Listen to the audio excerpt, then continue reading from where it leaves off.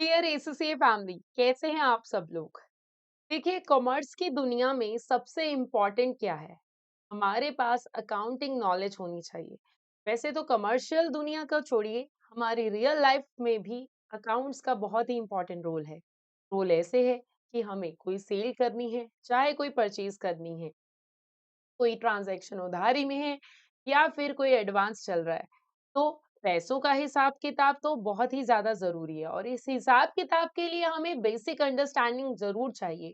तो ऐसे बहुत सारे स्टूडेंट्स हैं जो कि अपनी एसएससी की जर्नी स्टार्ट तो करते हैं, बट उनको स्टार्टिंग में बहुत ही ज्यादा दिक्कत आती है। रीजन मीन मे बी वो कॉमर्स बैकग्राउंड से नहीं है, मे बी वो अपनी अर्ली स्टेज पे ही एसएससी जर्नी स्टार्ट कर रहे हैं। देखिए, इससे ये टफ तो नहीं है, बट इसके लिए हमें एक राइट अप्रोच चाहिए, हमें बेसिक्स क्लियर चाहिए।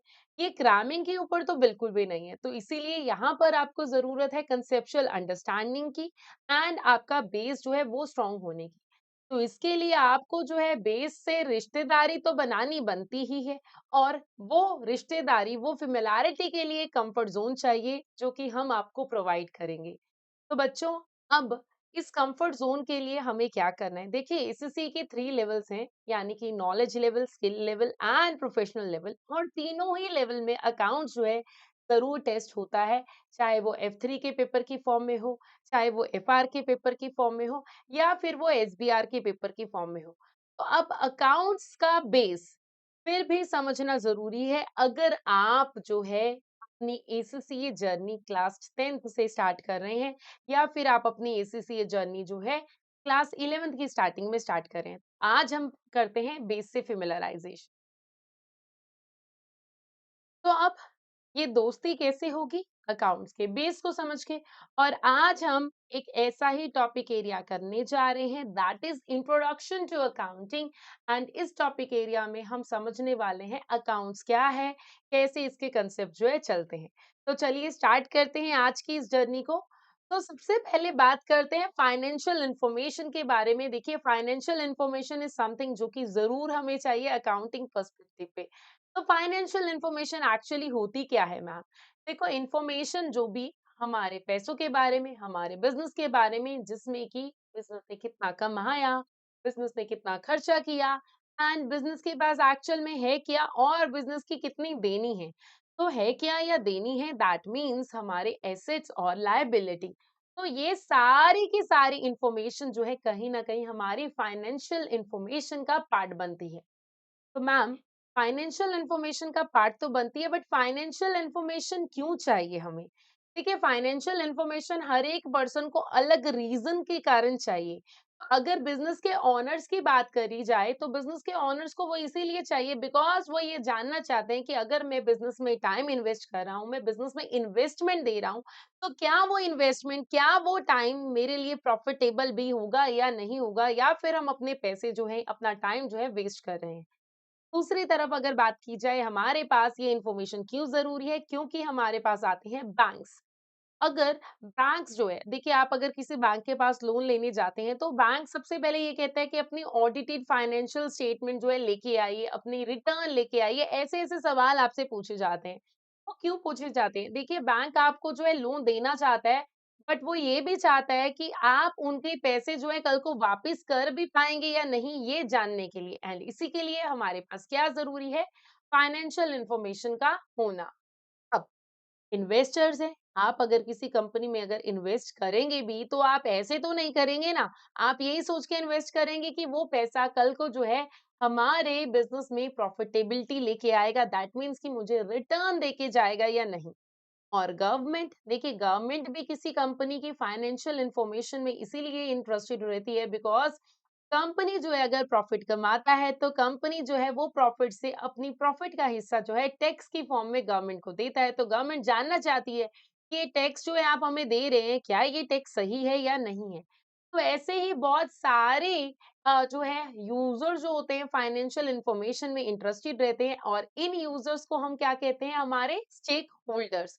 ठीक है, स्टेक होल्डर्स के बारे में आप बीटी जैसे पेपर में तो और डिटेल में पढ़ेंगे ही, बट स्टेक होल्डर वैसे क्या होते हैं थोड़ा सा बता देती हूँ आपको। एक ऐसे लोग या ऐसी ऑर्गेनाइजेशन जो कि ऑर्गेनाइजेशन से डायरेक्टली और इनडायरेक्टली जुड़े होते हैं, इनकी एक्टिविटीज से इन्फ्लुएंस होते हैं और इनकी एक्टिविटीज को इन्फ्लुएंस कर सकते हैं। तो चलिए अब बढ़ते हैं आगे। तो मैम, फाइनेंशियल इंफॉर्मेशन चलो आ तो जाएगी, बट ये चलेगा कैसे, ये प्रोसेस कैसे है? देखो, सबसे पहले कोई भी बिजनेस है वो अपनी ट्रांजैक्शन करता है, दैट मीन्स गुड्स को बाय सेल करता है एंड वो खर्चा करता है। एंड देन फिर उसके बाद वो जो भी ट्रांजैक्शंस है वो रिकॉर्ड की जाती है हमारे बुक्स ऑफ अकाउंट्स में। उनके रिकॉर्ड होने के बाद क्या होता है, फाइनेंशियल स्टेटमेंट बनाई जाती है, जैसे कि बैलेंस शीट, जैसे कि P&L। एंड देन उसके बाद क्या होता है, हमारे यूजर्स क्या करते हैं, उस इंफॉर्मेशन को एनालाइज करते हैं ताकि उस इंफॉर्मेशन के बेस पे वो डिसीजन मेकिंग जो है ले सके।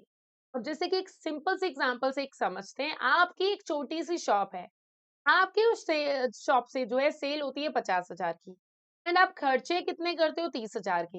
यानी कि आपका प्रॉफिट कितना हुआ, 20,000। जैसे कि 50,000 में से 30,000 अगर हम लेस कर देंगे तो आपका प्रॉफिट हो जाएगा। ये जो प्रॉफिट है ये फाइनेंशियल इंफॉर्मेशन ही है, इससे आपको ये पता चलेगा कि कोई भी बिजनेस जो है, जैसे कि आपका बिजनेस जो है अच्छे से वर्क कर रहा है या नहीं कर रहा। तो यस, फाइनेंशियल इंफॉर्मेशन की हेल्प से बिजनेस को अपनी परफॉर्मेंस के बारे में पता चलता है एंड बिजनेस जो है अपनी डिसीजन मेकिंग जो है अच्छे से ले सकता है। चलिए, अब मैम, आगे अब हमें थोड़ा सा एक वर्ड बताइए जो कि बहुत ही ज्यादा कॉमन है, बुक कीपिंग क्या है, अकाउंटिंग क्या है बिजनेस के पर्सपेक्टिव से। देखो, जब बिजनेस की बात कीजिए, सबसे पहले बिजनेस क्या है, बिजनेस एक ऑर्गेनाइजेशन है जहां पर पैसे कमाए जाते हैं। कैसे कमाए जाते हैं, गुड्स या सर्विसेज को प्रोवाइड करके। ठीक है। अब बिजनेस का एक ही मेन मुद्दा होता है, एक ही मेन मोटिव होता है बिजनेस चलाने का कि यस, हमें जो है प्रॉफिट करना है ताकि मेरे जो है खर्चे कम हो एज कंपेयर टू जितना मैं अपनी सेल कर रही हूँ या जो भी अपनी ट्रांजैक्शन कर रही हूँ। तो अगर बिजनेस की बात की जाए, बिजनेस छोटा भी हो सकता है, बड़ा भी हो सकता है। एक छोटी सी शॉप भी बिजनेस है, एक स्ट्रीट वेंडर भी बिजनेस है, एक फ्रीलांसर भी बिजनेस है और बड़ी बड़ी कंपनीज भी बिजनेस है। अब बिजनेस स्मॉल, मीडियम और लार्ज बेस ऑर्गेनाइजेशन की फॉर्म में डिवाइड हो सकता है। जरूरी नहीं कि आप बड़ी बड़ी कंपनीज को ही बिजनेस समझो। तो अगर आप एफए के पेपर की बात करोगे तो आपको जो है क्या समझना है, बिजनेस किसके पर्सपेक्टिव से समझना है, सोल ट्रेडर यानी कि छोटी वाली जो शॉप होती है जो कि सिंगल ओनर होता है। सोल ट्रेडर क्या होता है, sole means one, trader means business की ट्रेडिंग वाला प्रोसेस, मींस कि एक ही पर्सन मालिक है, बाकी सारे उसके अंडर काम करें। ये थोड़ा छोटे लेवल पे होता है। उसके अलावा आप क्या समझेंगे, कंपनीज क्या होती हैं, जैसे कि हम देखते हैं रिलायंस कंपनी, मतलब ये सारी कंपनीज हैं, आप इनके बारे में समझेंगे, मतलब बहुत डिटेल में नहीं करना, बट ये कंपनीज के बारे में थोड़ा सा समझेंगे। हम पार्टनरशिप के बारे में समझेंगे। अब पार्टनरशिप क्या है, पार्टनरशिप होने के लिए हमें मिनिमम 2 पर्सन चाहिए होते हैं, है ना, हम कहते हैं वो मेरा पार्टनर है, तो उसके लिए मिनिमम 2 पर्सन चाहिए। एंड वो ये अदर टाइप जो है, ये हम अभी इसके बारे में नहीं, अभी नहीं कर रहे हैं, बट एफए के पेपर में हम करते होते हैं। बेसिक्स जो है आपको इसके बारे में समझना होगा, उससे ज्यादा नहीं करना आपको। तो बेसिकली आपको अगर सिंपल प्रोसेस है, अगर आपको as a student point of view से समझना है, आपने ठीक है ये सोचना है कि अच्छा, लास्ट के 7 दिनों में मैंने अपना पैसा कहाँ पर लगाया, शॉप पे लगाया, कैफे पे लगाया, ट्यूशन पे लगाया। ठीक है। एंड फिर उसको ना ऐसे सोचो कि इनमें से कौन-सा जो है 1 पर्सन चलाता है, ठीक है? अगर कोई 1 पर्सन चलाता है, दैट मीन्स वो सोल ट्रेडर वाला है। तो आप अपनी रियल लाइफ एग्ज़ाम्पल में देख सकते हो, आप मे बी अभी कल-परसों आप किसी कैफ़े पे गए हो, किसी ट्यूशन सेंटर में आप जा रहे हैं या फिर आप जो है लाइक अपनी स्टेशनरी खरीदने जा रहे हैं, तो आपको उससे समझना है कि येस, कि वो जो ट्रांज़ैक्शंस जहाँ पर मैं करके आया हूँ, वहाँ पर जो ओनर था वो 1 पर्सन था या 2 पर्सन थे, कैसे थे, एंड इस प्रोसेस की हेल्प से आप समझ पाओगे कि वो सोल ट्रेडर बिज़नेस था, वो हमारा जो है लाइक कंपनी था, वो पार्टनरशिप था, वो आपको इस तरीके से समझ में आ जाए। चलिए, तो ये तो चलो हम समझ ही लेंगे कि सोल ट्रेडर क्या है, एंड आप आज से अपने आस-पास उसको गौर कीजिएगा। अब हमें ये समझना है कि मैम, हम अकाउंटिंग करते ही क्यों हैं? क्या उसका पीछे का रीज़न है? क्या उसके पीछे की लाइक एग्ज़िस्टेंस कैसे है? सबसे पहले क्या होता है, बिज़नेस में ट्रांज़ैक्शन होती है, सेल, परचेज़, एक्सपेंसेस ऐसे वाली। फिर अब ये ट्रांज़ैक्शंस को हमें क्या करना होता है? रिकॉर्ड करना होता है। अब बेसिकली बुक कीपिंग का मतलब ही यही होता है, बुक कीपिंग, बुक्स मेंटेन करना। ठीक है? Book keeping means book maintain करना, यानी कि ट्रांज़ैक्शन को कहीं पे रिकॉर्ड करना। तो बेसिकली अगर कोई भी मनी रिलेटेड एक्टिविटी है, उसको हम जो है लिखेंगे। कैसे लिखेंगे? प्रॉपर ऑर्गेनाइज करके। जैसे कि अगर आपने गुड्स बेची हैं, लिख दोगे। आपने रेंट पे किया, आप लिख दोगे। तो कोई भी पैसों रिलेटेड ट्रांजैक्शन है, आप उसको बुक कीपिंग में रिकॉर्ड करेंगे। अब मैम अकाउंटिंग और बुक कीपिंग कैसे डिफरेंट है? अकाउंटिंग में हम क्या करते हैं रिकॉर्डेड डेटा को यूज करते हैं ताकि हम जो है रिपोर्ट बना सकें। एंड मतलब रिकॉर्डेड डेटा मीन्स जो कि डेटा हमने बुक कीपिंग की फॉर्म में किया हुआ था। एंड उसकी हेल्प से क्या करेंगे, हम डेटा को एनालाइज करेंगे एंड हम फाइनेंशियल स्टेटमेंट जो है प्रिपेयर करेंगे। अब अगर मैं बात करूं कि मैम उसमें कितनी जो है रिपोर्ट्स हैं, ठीक है। अब आगे बढ़ते हैं, देखते हैं, देखिए लेट्स डिस्कस। हाँ, ये रिपोर्ट्स जो होती हैं, हम रिकॉर्डिंग तो करते हैं, तो रिकॉर्ड करेंगे तो किसी न किसी तरीके से करेंगे। तो यहाँ पर हम बनाते हैं रिपोर्ट्स, तो वो कैसे-कैसे तरह की रिपोर्ट्स होती है? देखिए, एक होती है हमारे पास मैनेजमेंट अकाउंटिंग की रिपोर्ट। मैनेजमेंट अकाउंटिंग हमेशा हम जो है इनसाइड, जिसका नाम ही मैनेजमेंट है, सो दैट व्हाई ये इन्फॉर्मेशन जो होती है इनसाइडर्स के लिए होती है, जिसकी हेल्प से मैनेजर जो है डिसीजन मेकिंग लेते हैं। और ये लिंकेज करता है आपके एमए के पेपर से। दूसरी तरफ आपकी फाइनेंशियल स्टेटमेंट होती है, वो हमारे आउटसाइडर्स भी यूज कर सकते हैं, जैसे कि बैंक, इन्वेस्टर, गवर्नमेंट, ये सब भी यूज कर सकते हैं। तो अगर बुक कीपिंग और अकाउंटिंग के बीच का डिफरेंस समझना है, बुक कीपिंग में हम ट्रांजैक्शन को रिकॉर्ड करते हैं and these are the basic steps और ये डेली बेसिस पे होगा। अकाउंटिंग में हम क्या करते हैं, उसको एनालाइज करते हैं, उसको समराइज करते हैं, उसमें एडवांस स्टेप लेते हैं और ये हर पीरियोडिकली करते हैं, महीने वाइज, क्वार्टरली, जैसे भी हर एक का बिजनेस प्रोसेस होता है। अब मैम बिजनेस ट्रांजैक्शन क्या होती है? देखो बिजनेस में बहुत सारी ट्रांजैक्शन होती रहती है और वो ट्रांजैक्शन क्या होती है? आपने गुड सेल परचेज किया, आपने सर्विस डिलीवर किया, आपने पैसा एक्सचेंज किया पार्टीज के बीच में, that is what transaction is. मतलब गुड्स बेचना कस्टमर को, रॉ मटेरियल खरीदना, सैलरी देना, लोन लेना देना, ये सब क्या है? हमारी बिजनेस ट्रांजैक्शन ही है। और अगर बिजनेस ट्रांजैक्शन अगर हम बेसिक लेवल से समझें, तो sale is a very basic business transaction जिसमें आप गुड्स और सर्विसेज प्रोवाइड कर रहे हो, और ये बिजनेस के लिए बहुत जरूरी है क्योंकि पैसा भी इसी से आता है और पैसा को आने को हम रेवेन्यू जनरेशन बोलते हैं और इसको इनकम के नेम से भी जाना जाता है। नेक्स्ट अब अगर मैम बात की जाए कि सेल्स की कौन-कौन सी टाइप होती है, तो मेरे पास सेल्स की डिफरेंट डिफरेंट टाइप्स होती हैं, जिसमें से कि एक मेरे पास होती है cash sales. Cash sales means कि ट्रांजैक्शन हुई, इमीडिएटली हमने जो है पैसे उसी टाइम पे रिसीव कर दिए। अगर मैं किसी को कुछ बेच रही हूँ, तो वो पर्सन आ रहा है और पैसे मुझे उसी के टाइम पे देके जा रहा है। तो अब वो क्या है मेरे लिए, क्या है, कैश सेल्स की ट्रांजैक्शन है। जैसे कि मैंने लाइक चाहे वो कार्ड पेमेंट की है, ऐसा नहीं है कि कैश ही हाथ में देना है, बट पेमेंट इमीडिएटली आ रही है। That is the core idea behind the cash sales की पैसा जो आएगा उसी टाइम पे आएगा। उसके बाद अगर मैं बात करूंगी, हमारे पास आती है क्रेडिट सेल्स, मींस की पेमेंट जो आएगी बाद में आएगी, दैट इज क्रेडिट। क्रेडिट मतलब क्या होता है? उधारी। मतलब कि आपने गुड्स अभी दी, सर्विस अभी दी, बट पेमेंट 30 दिन, 25 दिन, 15 दिन, जैसे भी टाइम पीरियड है उसके बाद आ रही है। तो ये तो होगी पहली ट्रांजैक्शन जो कि मेरी सेल की है, जिससे कि रेवेन्यू जनरेट होगा। उसके बाद अगली ट्रांजैक्शन हमारे पास आती है परचेज की, मीन्स की गुड्स को खरीदना या सर्विसेज लेना बिजनेस यूज के लिए। तो इसमें क्या-क्या आता है? मेरे पास रॉ मटेरियल आ जाता है, इसमें गुड्स आ जाती है रीसेल के लिए, इसमें इलेक्ट्रिसिटी, आईटी सर्विसेज आ जाती हैं। तो अब बेसिकली परचेजेस जो होती है नॉर्मली, वैसे अगर बिजनेस की पॉइंट ऑफ व्यू पे बात की जाए, तो ये क्रेडिट पे होती है, पेमेंट इनकी बाद में की जाती है।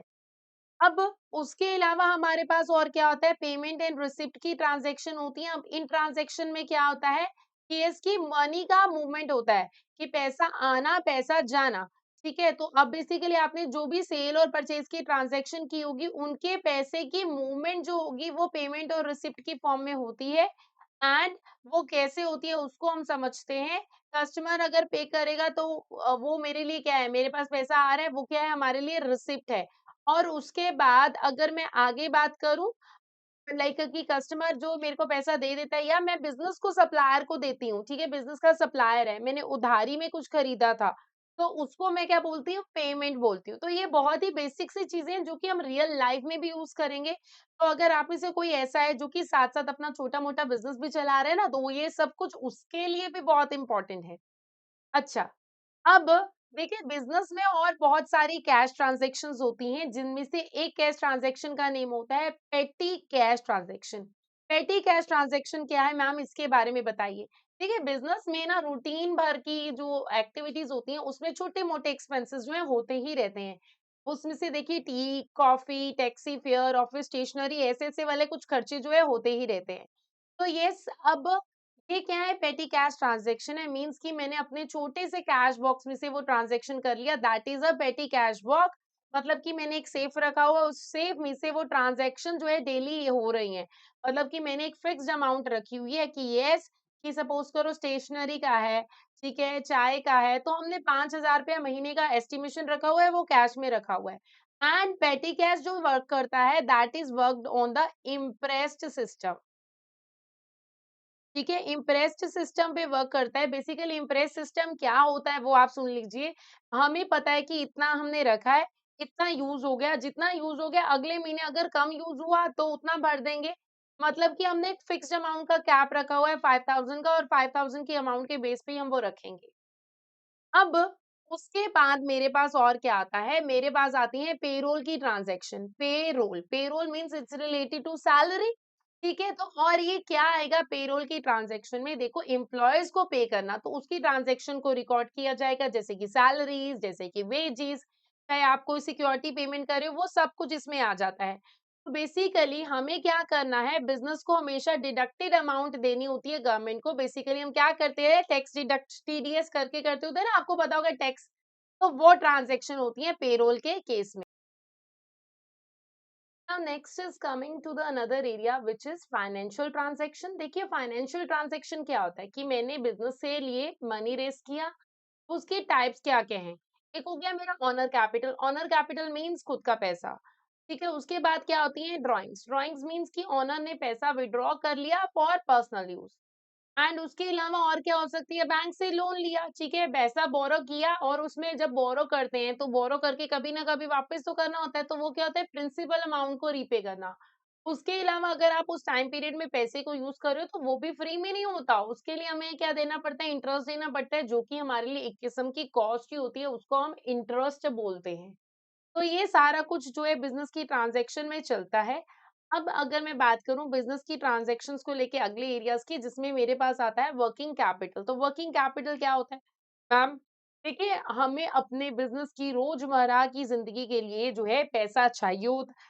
वो पैसे को हम जो है वर्किंग कैपिटल बोलते हैं। जैसे कि अगर मैंने क्या होता है कि कस्टमर से मैंने पैसा लिया, ठीक है? और या फिर अगर मैंने अपने जो है लाइक सप्लायर्स को पैसे देने हैं, तो वो पूरा साइकिल एक चलता रहता है, जिसको हम वर्किंग कैपिटल साइकिल बोलते हैं कि मैं आज सप्लायर को दूँगी, कल मुझे अपने लाइक कस्टमर से लेना है, तो ये आगे-पीछे होता रहता है। तो बिज़नेस में ये डिफरेंट-डिफरेंट ट्रांज़ैक्शन होती है, और ये ट्रांज़ैक्शन आपको समझनी पड़ेगी। तो अगर सिंपल सी बात अभी तक अगर हम समझें, तो क्या है कि बिज़नेस की ट्रांज़ैक्शन जो होती हैं सिर्फ़ और सिर्फ़ ज़्यादातर मनी रिलेटेड एक्टिविटीज़ होती हैं, जिसके कारण बिज़नेस जो है डेली वर्किंग बेसिस पे चलता रहता है। चलो, अब मैम ये तो हो गया ट्रांज़ैक्शंस के लेवल पे बेसिक्स, तो ये ट्रांज़ैक्शन होती क्या है? कहाँ पर जाती हैं? देखो ट्रांज़ैक्शन हो गया, उनका रिकॉर्डिंग हो गया बुक कीपिंग की हेल्प से, फिर उनको अकाउंटिंग में हम एनालाइज़ करते हैं। तो उनको एनालाइज़ करेंगे कैसे? उनको एनालाइज़ करने के लिए हमारे पास होती हैं फाइनेंशियल स्टेटमेंट्स। जी हाँ, फाइनेंशियल स्टेटमेंट क्या होती हैं?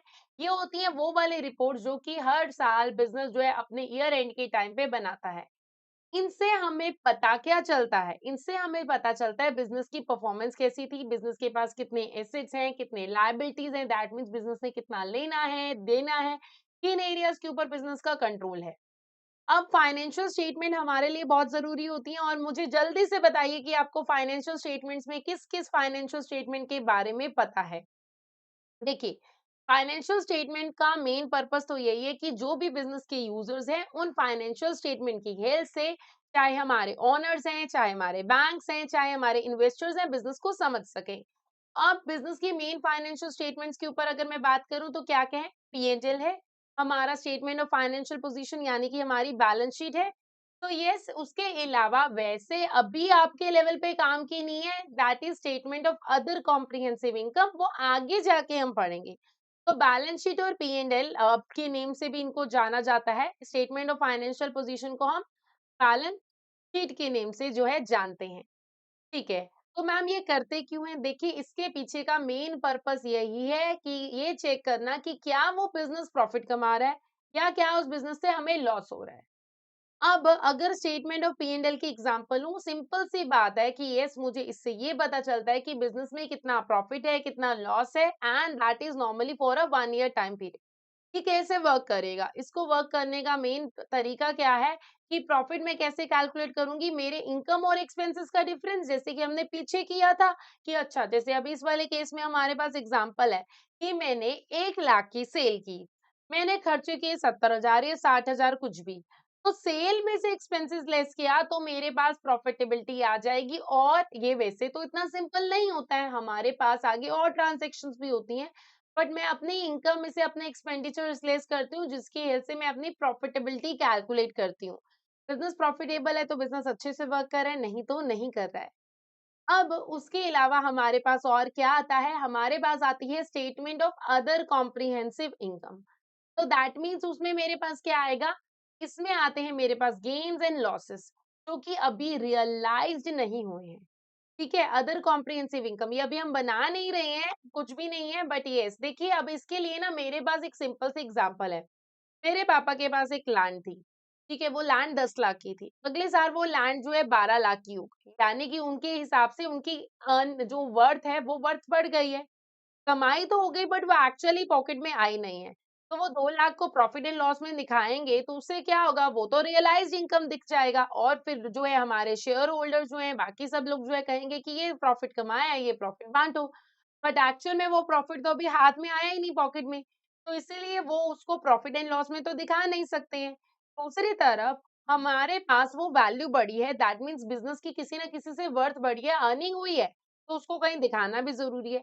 तो ये जो अनरियलाइज्ड वाले एरियाज़ होते हैं ना अनरियलाइज्ड वाले गेन्स और लॉस को दिखाने के लिए मेरे पास होती है अदर कॉम्प्रिहेंसिव इनकम जो कि एक्चुअल नहीं है, कैश नहीं है। तो जैसे कि फॉरेन करेंसी में गेन हो गया, लैंड की वैल्यूएशन का गेन हो गया, वो हम यहाँ पर दिखाते हैं। अभी आपको जस्ट बेसिक आइडिया चाहिए, आपके पेपर के लिए वो इतना ज़रूरी अभी के लिए नहीं है। तो अब आगे बढ़ते हुए स्टेटमेंट ऑफ फाइनेंशियल पोजीशन जिसको हम वैसे नॉर्मल लैंग्वेज में बैलेंस शीट के नेम से जानते हैं कंपनीज के केस में हम स्टेटमेंट ऑफ फाइनेंशियल पोजीशन बोलते हैं बिकॉज ये स्टेटमेंट फॉर्म में बनती है यहाँ पर। तो यहाँ पर क्या पता है देखो स्टेटमेंट ऑफ जो फाइनेंशियल पोजीशन है यानी कि हमारी बैलेंस शीट जो होती है वो स्पेसिफिक डेट पे होती है।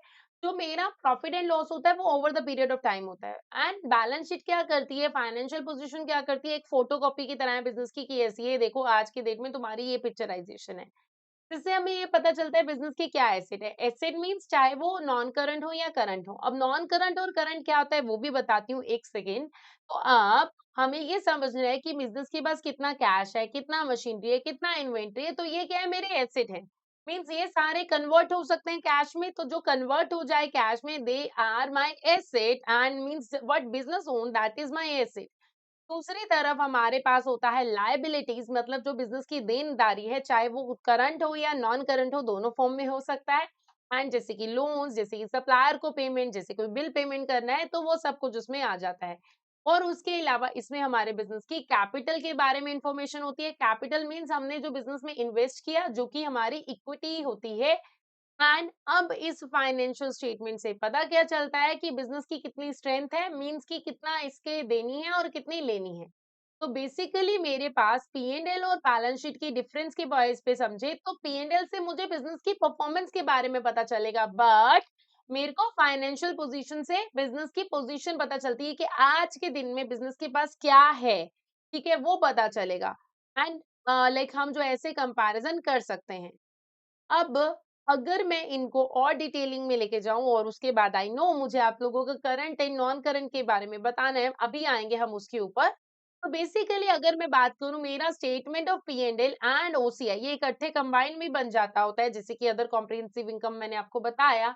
इसमें हमारे पास इनकम, एक्सपेंसेस, प्रॉफिट के बारे में होता है या नॉर्मली ये 1 ईयर का डेटा होता है। तो बेसिकली इससे क्या पता चलता है रेवेन्यू यानी कि हमारा सेल्स क्या है उसमें से हम खर्चे माइनस कर देते हैं यानी कि अगर मैं बात करूं कॉस्ट ऑफ सेल्स और कॉस्ट ऑफ सेल्स का जो फॉर्मूला होता है इसका फॉर्मूला भी मैं आपको यहाँ पर लिख देती हूँ। कॉस्ट ऑफ सेल्स का फॉर्मूला क्या होता है ओपनिंग स्टॉक ठीक है, प्लस परचेजेस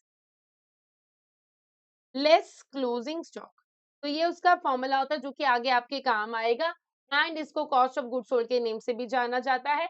फिर उसको माइनस करने के बाद मेरे पास ग्रॉस प्रॉफिट आता है और ग्रॉस प्रॉफिट में से मैं बाकी सारे खर्चे माइनस कर देती हूँ तो ऑपरेटिंग प्रॉफिट आता है एंड सबसे एंड में हम पीबीटी निकालते हैं। अगर मैं टैक्स निकाल दूं तो टैक्स पैट आ जाता है यानी कि प्रॉफिट फॉर द ईयर जिसको हम पैट के नेम से भी जानते हैं। एंड नीचे हम अदर कॉम्प्रिहेंसिव इनकम बनाते हैं जिसमें कि मेरे अनरियलाइज्ड गेन जो होते हैं वो हम शो करते हैं। ठीक है, अदर कॉम्प्रिहेंसिव इनकम में जैसे कि हमारी increase in the value of land. ठीक है, ये लाइक एग्जांपल की फॉर्म पे मैंने यहाँ पर आपको लिख भी दिया। तो इसको हम समझेंगे। देखिए लाइक जैसे कि मेरे पास सपोज करो रेवेन्यू है, मैंने कोई गुड्स बेची है एंड या कोई सर्विसेज प्रोवाइड किया, उसके बाद मेरे पास रेवेन्यू आया 36,000 एंड उन्हीं गुड्स का जो है कॉस्ट कितनी थी 24,000 थी। तो 36 माइनस 24 दैट इज 12,000 जो कि मेरा जीपी है। ठीक है, अब क्वेश्चन ने आपको देखो खर्चे दिए हो सकते हैं सेलिंग एक्सपेंसेस जैसे कि delivery cost, commission, rent, office expenditure, ये सारे खर्चे दिए हो सकते हैं। तो ये सारे खर्चे माइनस करने के बाद सपोज करो आपके पास प्रॉफिट आ गया एंड आपके पास कोई अदर इनकम भी है अवेलेबल जैसे कि आपने बिजनेस में रेंटल इनकम अर्न की है तो वो इनकम ऐड हो जाएगी क्योंकि वो इनकम है।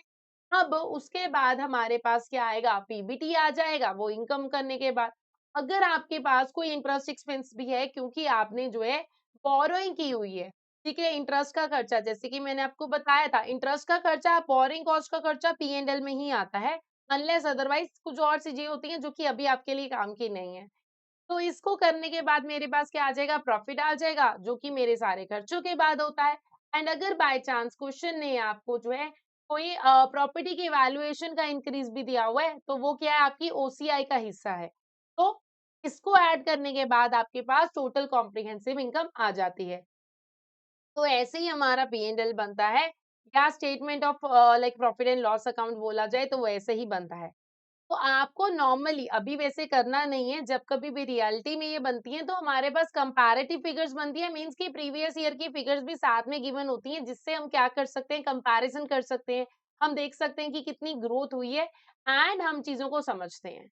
ठीक है, अपनी परफॉर्मेंस को चेक कर सकते हैं।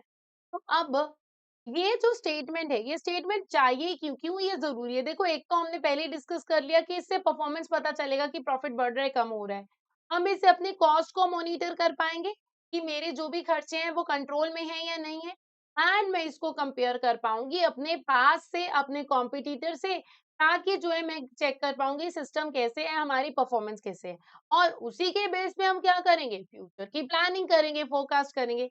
तो यस, इससे बेसिकली हमें समझ में आता है एक तो प्रॉफिट हमने कैसे निकाला स्टेप बाय स्टेप, वो आपको पता है कि सेल्स में से खर्चे लेस करोगे प्रॉफिट आएगा एंड अगर आपके पास अदर कॉम्प्रिहेंसिव यानी कि अनरियलाइज्ड गेन और लॉस है वो भी आप ऐड करके जो चलोगे तो आपको अपनी टोटल इनकम पता चलेगी उस साल के दौरान की। तो अब आगे बढ़ा जाए कि स्टेटमेंट ऑफ फाइनेंशियल पोजीशन क्या है। देखो स्टेटमेंट ऑफ फाइनेंशियल पोजीशन को जैसे कि मैंने आपको ऑलरेडी बताया बैलेंस शीट के नेम से जाना जाता है। तो बैलेंस शीट में बिजनेस के एसेट लायबिलिटीज के बारे में पता चलता है एंड ये किसी स्पेसिफिक डेट के बारे में बताती है। तो बेसिकली पी एंड एल तो पूरे साल की परफॉर्मेंस हमें बताता है कि पूरे साल में हमने कितना कमाया, कितने खर्चे थे, कितनी इनकम थी। बट अगर मैं बैलेंस शीट की बात करूँ तो वो उस स्पेसिफिक डेट में बिज़नेस के पास कितने एसेट लायबिलिटी है उसके बारे में पता चलता है। अब देखिए हमें एक गोल्डन रूल को समझना है कि एसेट क्या है, हमारे capital plus liability and this is very important. ठीक है, asset is equal to capital plus liability और इसी की हेल्प से ना हम बहुत सारा कुछ सॉल्व कर सकते हैं। तो अब कैपिटल जो होता है हमारे पास बिजनेस ने जो इन्वेस्ट किया होता है ये होता है। ठीक है, और लायबिलिटीज जो मैंने किसी को देना है, एसेट जो मेरे खुद के पास है, इवन रिसीवेबल्स भी यानी कि जो मैंने किसी से लेने हैं वो भी एसेट की फॉर्म में आते हैं। तो asset means what business own, किसका बिजनेस के ऊपर हक है। अब जैसे कि आपको थोड़ी देर पहले मैंने आपको बताया कि एसेट के अंदर हमारे करंट एंड नॉन करंट दोनों तरह के एसेट्स आ जाते हैं। तो नॉन करंट एसेट क्या होते हैं, जो कि लॉन्ग टर्म नेचर के होते हैं यानी कि हम बहुत सारे सालों के लिए उसको यूज करने वाले हैं। तो जैसे कि प्रॉपर्टी, इक्विपमेंट, व्हीकल्स, ये सारे क्या होते हैं, मेरे नॉन करंट एसेट होते हैं जिनको रखने का बिजनेस का ऐसा कोई पर्पस नहीं होता कि बिजनेस उसको सेल करने वाला है। ठीक है, अब दूसरी तरफ क्या होते हैं, मेरे करंट एसेट होते हैं जो कि मेरे शॉर्ट टर्म नेचर के होते हैं, एंड करंट एसेट कौन से होते हैं जो कि 1 साल के अंदर-अंदर रियलाइज़ हो जाते हैं, दैट मीन्स कैश में कन्वर्ट हो जाते हैं। जिसमें एग्जांपल दी जाए, इन्वेंटरी, रिसीवेबल, कैश, ये सारे क्या होते हैं, मेरे करंट एसेट की फॉर्म में होते हैं। तो अब उसके अलावा और हमारे पास क्या होता है? देखिए, मेरे पास होता है कैपिटल। कैपिटल क्या होता है? जो बिज़नेस ने खुद में इन्वेस्ट किया होता है, that is what capital is. तो यानी कि money invested by the owner is capital, जिसमें मेरे पास क्या आता है, कैपिटल इंट्रोड्यूस किया, मेरे पास रिटेन्ड अर्निंग है, ये सारा कुछ मेरी कैपिटल में कवर होता है। तो यानी कि लाइक अब रिटेन्ड अर्निंग क्या होता है? मैम ये भी बता दीजिए। देखिए, बिज़नेस ने जो भी कमाया, ज़रूरी नहीं है बिज़नेस सारा का सारा जो है उसको यूज़ कर लेगा उसी टाइम पीरियड में। हो सकता है बिज़नेस वो पैसा जो है सँभाल के रख रहा है फॉर फ्यूचर पर्पज़। तो जो पैसा बिज़नेस सँभाल के रख रहा है फॉर फ्यूचर पर्पज़, जो नॉट डिस्ट्रीब्यूटेड, ठीक है? मनी नॉट डिस्ट्रीब्यूटेड,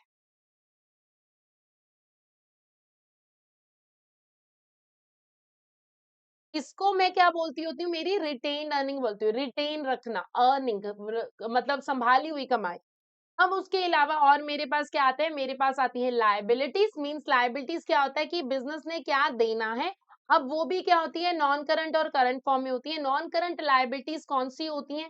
जो कि बिज़नेस के पास जो है साल के 12 महीने से ज़्यादा है, that means long term purpose के लिए लिया गया लोन, जैसे कि बैंक लोन होता है 3 टू 4 इयर्स वाला जो लोन हो गया, वो जो है मेरे लाइक नॉन करंट लायबिलिटीज़ में आ जाता है।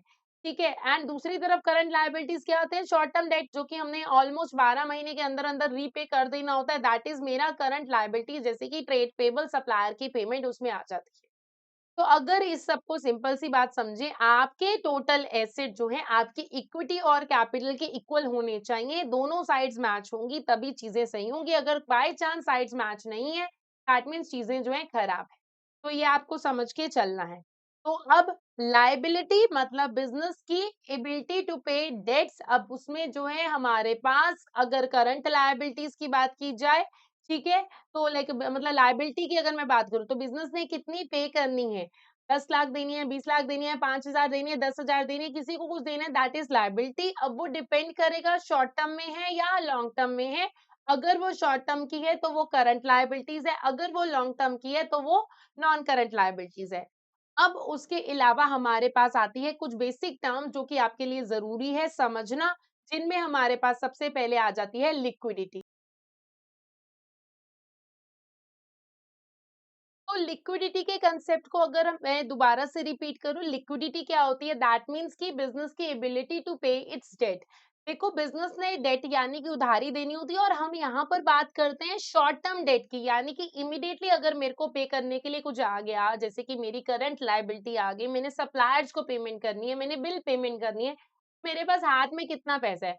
बहुत बार क्या होता है कि बिजनेस प्रॉफिटेबल है बट बिजनेस लिक्विड नहीं है, तो वो गलत है, तब मेरे बिज़नेस के सर्वाइवल को खतरा आ जाएगा। तो हम इसको मेज़र कैसे करते हैं कि अगर मेरे करंट एसेट करंट लायबिलिटी से ज़्यादा है, देन ठीक है, हम लिक्विड हैं।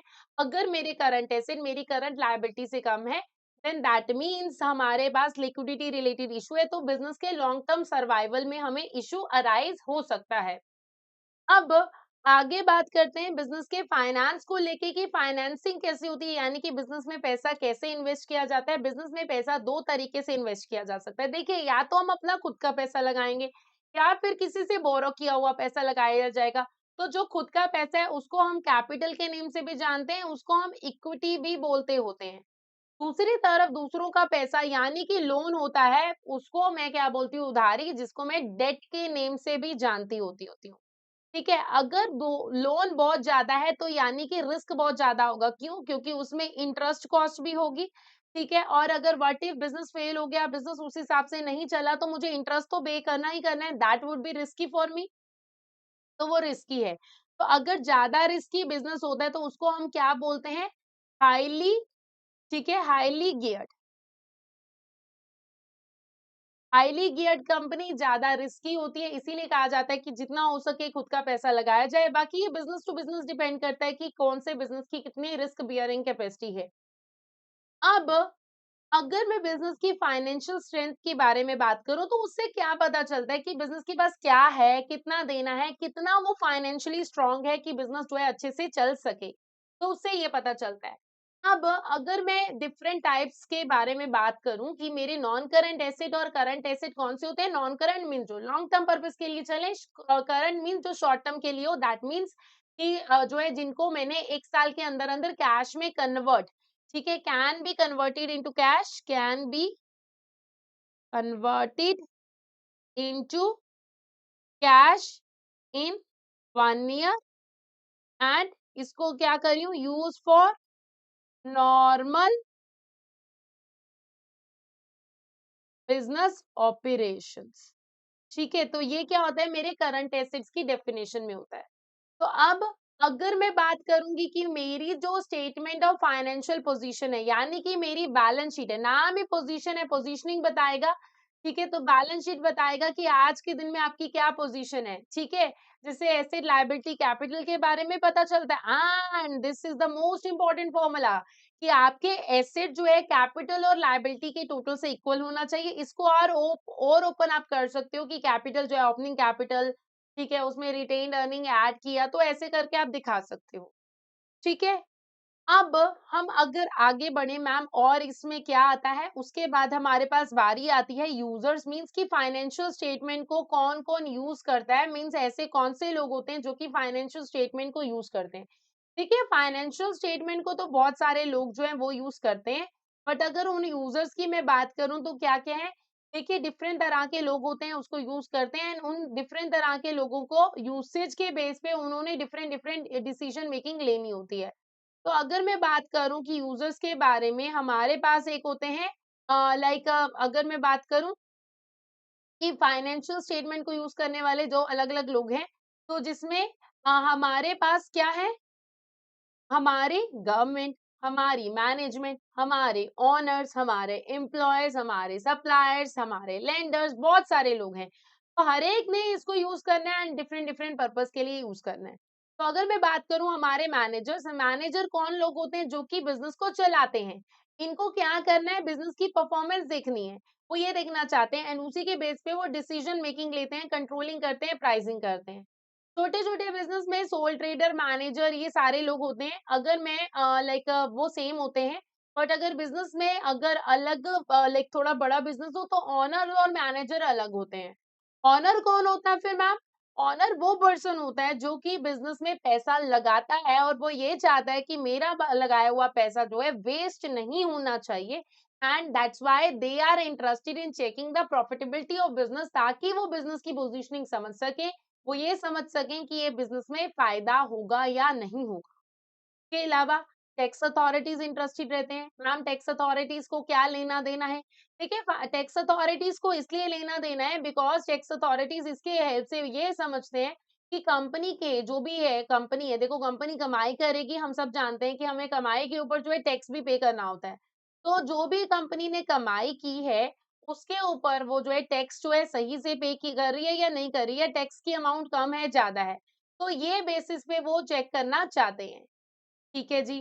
तो मैम टैक्स जानना चाहते हैं कि करेक्ट टैक्स पे किया गया है या नहीं। और कौन लोग हैं मैम जो कि इसको समझना चाहते हैं? देखिए फ्यूचर इन्वेस्टर, आपने और मेरे जैसे लोगों ने अगर कंपनी में इन्वेस्ट करना है, तो हम ये जानना चाहेंगे ना कि इस कंपनी में अगर हम इन्वेस्ट कर रहे हैं, तो वो हमारी इन्वेस्टमेंट वर्थव्हाइल होगी या नहीं होगी, या हमारा पैसा जो है वेस्ट चला जाएगा।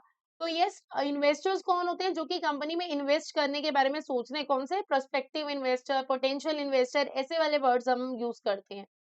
ठीक है, मीन्स वो ये जानना चाहते हैं कि यस, कि ये बिज़नेस प्रॉफिटेबल भी होगा या नहीं होगा, कि यस यहाँ पर इन्वेस्ट करना चाहिए या नहीं करना चाहिए, ऐसे से कोई उनके पास डिसीजन जो है आते हैं।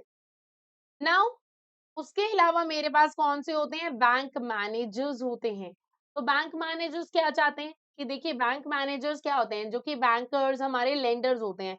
ये क्या करते हैं? बिज़नेस को उधारी देते हैं, ठीक है? बैंकर्स जो करते हैं बिज़नेस को उधारी देते हैं। अब देखो इन्होंने उधारी तो दे दिया, बट अब ये उधारी के नाम पे ये जानना चाहेंगे कि ये बिज़नेस की जो पैसे है, उधारी हमने दी है, वो सही भी है या नहीं है? रीज़न बीइंग क्योंकि अगर मैंने उधारी तो दे दी, बट सामने वाला पर्सन मेरा पैसा रिटर्न ही नहीं करेगा तो इश्यू हो जाएगा। तो इसकी लोन की अप्रूवल होगी या नहीं, रीपेमेंट एबिलिटी है या नहीं, मतलब अगर मैं भी आपको पैसे दूँगी या आप मुझे भी पैसे दोगे, मैं आपको बोल दूँ मैं पलक मैम हूँ, आप मुझे पैसे दे दीजिए। आप कहेंगे मैम आप होंगे अपने घर में मैम, बट हम तो आपको पैसे तभी देंगे कि अगर आपकी लोन को रीपे करने की कैपेसिटी है। अगर नहीं है तो हमें तो रिस्क है ना, कल को आप हमारे पैसे लेके भाग गई तो? तो yes, that's why they are interested in the financial statements.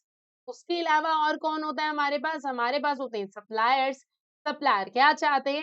वो ये देखते हैं, लाइक सप्लायर एक ऐसे लोग होते हैं जो कि बिज़नेस में जो है पैसा जो है लगाते हैं, ठीक है? लाइक कैसे लगाते हैं? अब इनका पैसा बिज़नेस में कैसे लगा होता है?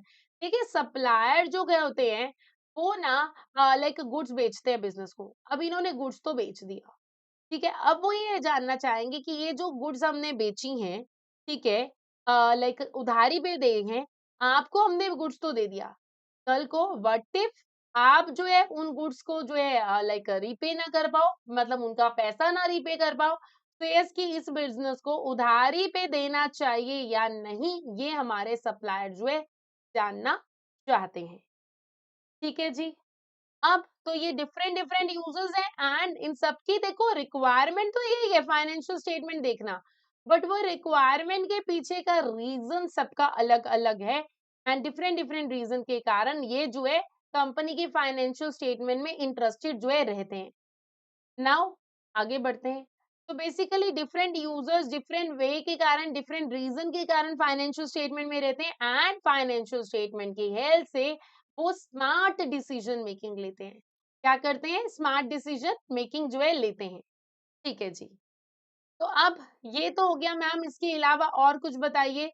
जी हाँ, अभी हम डिस्कस करेंगे। देखिए हमारे पास अगर आगे मैं बढ़ूँ अदर फाइनेंशियल रिपोर्ट भी होती है, यानी कि लाइक कुछ ऐसी इंफॉर्मेशन भी होती है जो कि हम इंटरनल बिज़नेस पर्पज़ के लिए यूज़ करते हैं। ठीक है, तो अब वो इंटरनल बिज़नेस पर्पज़ के लिए अगर हम बात कर लें तो क्या है? देखिए मेरे पास 2 तरह की रिपोर्टिंग होती है, external and internal reporting. External reporting जो कि आउटसाइडर्स के लिए होती है जैसे कि बैंक, इन्वेस्टर एंड गवर्नमेंट। यहाँ पर मेरा फॉर्मेट फिक्स होता है, जैसे कि अगर मैं बात करूँ बैलेंस शीट हो गया, ठीक है, हमारा P&L हो गया, तो ये फॉर्मेट फिक्स जो रहते हैं, क्यों? क्योंकि हमारे जो है यूजर्स जो होते हैं कॉमन होते हैं, तो उसको ध्यान में रखते हुए फॉर्मेट जो होता है हमें फिक्स कराना पड़ता है ताकि सबके लिए कॉमन पेस रहे। ठीक है, दूसरी तरफ अगर मैं आगे बात करूँ मेरे पास और क्या होता है, मेरे पास इंटरनल रिपोर्ट भी होती है जिसको अदर फाइनेंशियल रिपोर्ट के नेम से जाना जाता है। इनका फॉर्मेट जो होता है वो थोड़ा-सा फ्लेक्सिबल रहता है। ठीक है, वो किसके लिए होता है? कोई ऐसे मैनेजर जो कि हमारे बिज़नेस के इनसाइडर लेवल के होते हैं, उनके लिए होता है एंड इनका फॉर्मेट जो होगा थोड़ा-सा फ्लेक्सिबल लेवल पे रहेगा। ठीक है? अब फॉर्मेट तो फ्लेक्सिबल रहेगा। आपको एक बात ध्यान में रखनी है, अगर कोई भी कंपनी है ऐसे बड़े-बड़े के बिज़नेस होते हैं, उनको तो कंपल्शन है ही है। क्या कंपल्शन है? उनको ये कंपल्शन है कि उन्होंने जो है फाइनेंशियल स्टेटमेंट बनानी है। ठीक है? फिक्स फाइनेंशियल स्टेटमेंट बनानी है, सब कुछ उनका फिक्स्ड रहता है। अब अगर मैं बात करूँ सोल ट्रेडर्स की, सोल ट्रेडर को कोई कंपल्शन नहीं होता, उनको क्योंकि अपनी फाइनेंशियल स्टेटमेंट पब्लिकली तो देनी नहीं है। क्योंकि अगर उनको अपनी फाइनेंशियल स्टेटमेंट पब्लिकली नहीं देनी है एंड दैट्स व्हाई ये ज़रूरी नहीं है कि वो उसके बीच में उसको लेके आएँ। तो यस हाँ, वो चाहते हैं तो वो टैक्सेशन पर्पज़ के लिए उसको बना सकते हैं, बट कंपल्शन नहीं है। ठीक है? No compulsion, no compulsion. अब मैम ये तो ठीक है, अब आप थोड़ा-सा आगे और बताइए। देखिए लाइक मेरे पास इंटरनल फाइनेंशियल रिपोर्टिंग के बारे में जैसे कि अभी तक हमने डिस्कस नहीं किया है, तो वो कौन-कौन सी तरह की होती हैं? देखिए इंटरनल फाइनेंशियल रिपोर्टिंग में मेरे पास होती है कौन से एरियाज़ में? हमारे पास होती है एक रिपोर्ट कौन-सी? Sale report. इससे क्या पता चलता है? हमारे बिज़नेस की सेल्स के बारे में पता चलता है। ठीक है, कितनी सेल्स, अब इसको मैं प्रोडक्ट वाइज भी कर सकती हूँ, उसको मैं रीजन वाइज भी कर सकती हूँ। बेसिकली इससे क्या पता चलता है? बिजनेस की सेल के बारे में पता चलता है। ठीक है, अब इससे क्या पता चल पाएगा हमें कि हमारे बिजनेस का बेस्ट सेलिंग प्रोडक्ट क्या है? ये मुझे ये पता चल जाएगा बेस्ट सेलिंग प्रोडक्ट क्या है, उसी के बेस पे मैं डिसाइड कर लूंगी कि अच्छा ये प्रोडक्ट अच्छा है, ये प्रोडक्ट नहीं अच्छा है, मैं डिसाइड कर लूंगी and then based on that I will be making the decisions. ठीक है ना? अच्छा प्रोडक्ट, बुरा प्रोडक्ट मुझे पता चल जाएगा and based on that I will be making the decision. जो product may be poor performing है उसको मैं हटा सकती हूँ, ये हम कर सकते हैं। एंड अगर मुझे ऐसा लग रहा है कि कोई प्रोडक्ट की परफॉर्मेंस अच्छी नहीं है, हटा दीजिए उसको। तो this is all what we can do in this case. अब उसके अलावा हम और क्या करते हैं, हम एक एक्सपेंस एनालिसिस रिपोर्ट बनाते हैं। एक्सपेंस एनालिसिस रिपोर्ट क्या होती है मैम? देखिए, एक्सपेंस एनालिसिस रिपोर्ट से पता चलता है कि बिजनेस के डिटेल्ड एक्सपेंसेस कौन से हैं। ठीक है, बिजनेस के डिटेल एक्सपेंसेस के बारे में पता चलता है और उससे हम क्या करते हैं, उससे हम कॉस्ट कंट्रोलिंग करते हैं। ठीक है, उससे हम कॉस्ट कंट्रोलिंग करते हैं कि यस कि ये खर्चा ज्यादा है, ये खर्चा कम है एंड इसको कैसे डील किया जाए।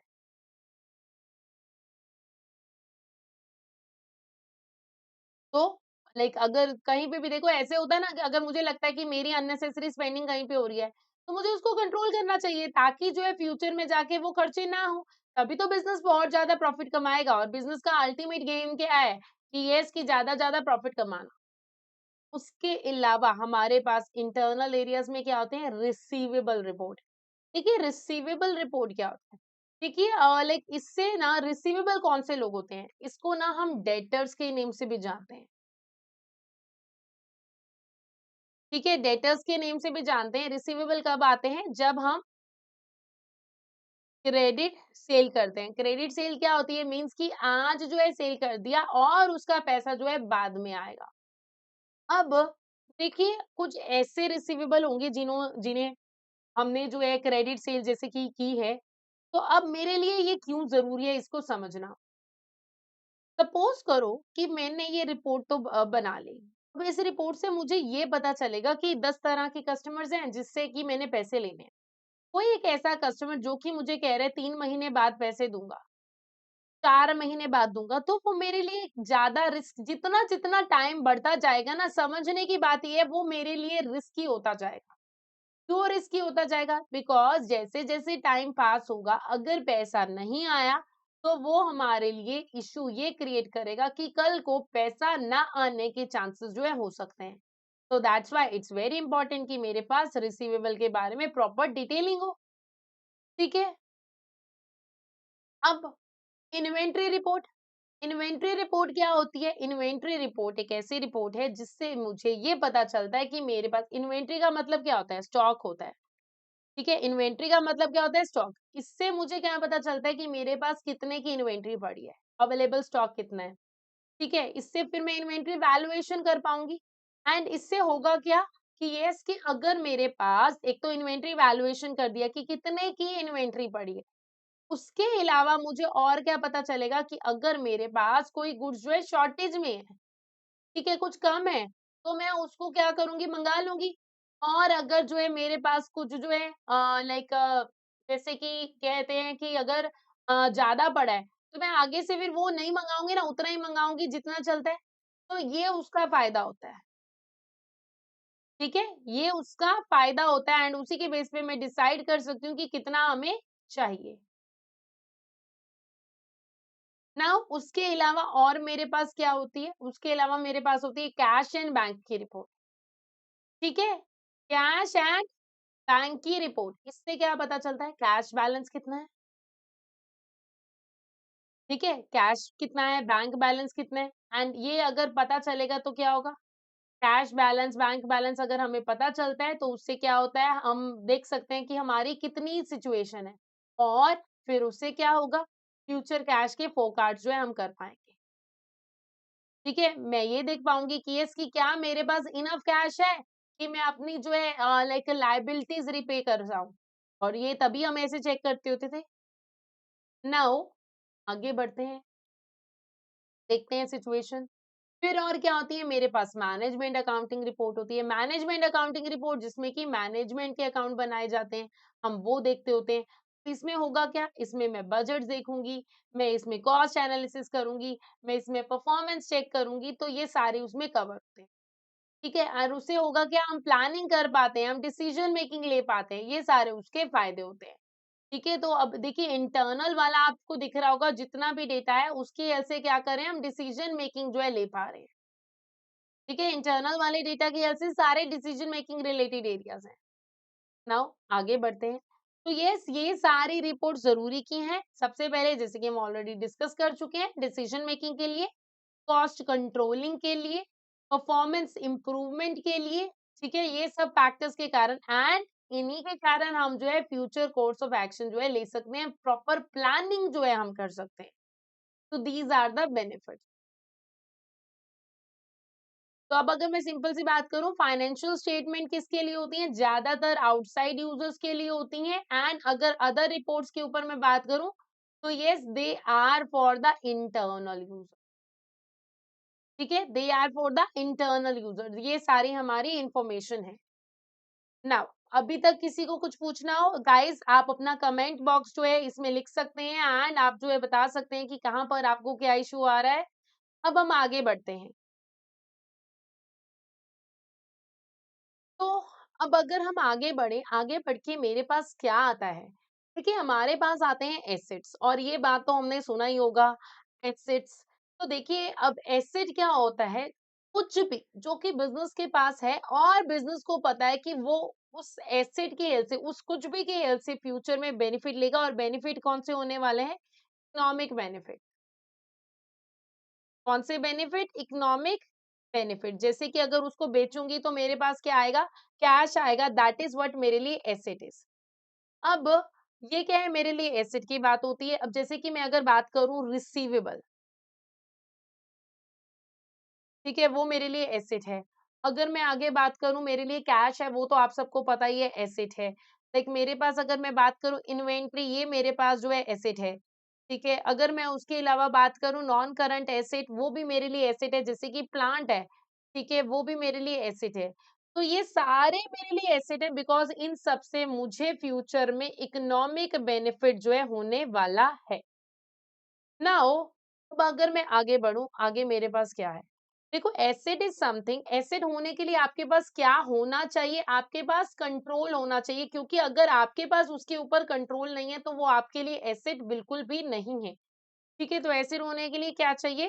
कंट्रोल चाहिए। अब कंट्रोल होना चाहिए। अब जैसे कि सपोज करो फोन की बात करूं, मेरा फोन मेरे लिए एसेट है। अगर कल को मैं इसको बेचती हूँ तो मुझे उसको बेच के पैसा मिल जाएगा।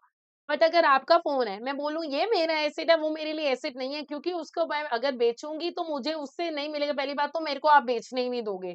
ठीक है, तो वो मेरे लिए एज कंट्रोल नहीं है। And that should come from past event, की मे बी पास्ट में मैंने परचेज किया है, मे बी पास्ट में किसी ने मुझे गिफ्ट किया है, तो वो क्या है? मेरे लिए एसेट है।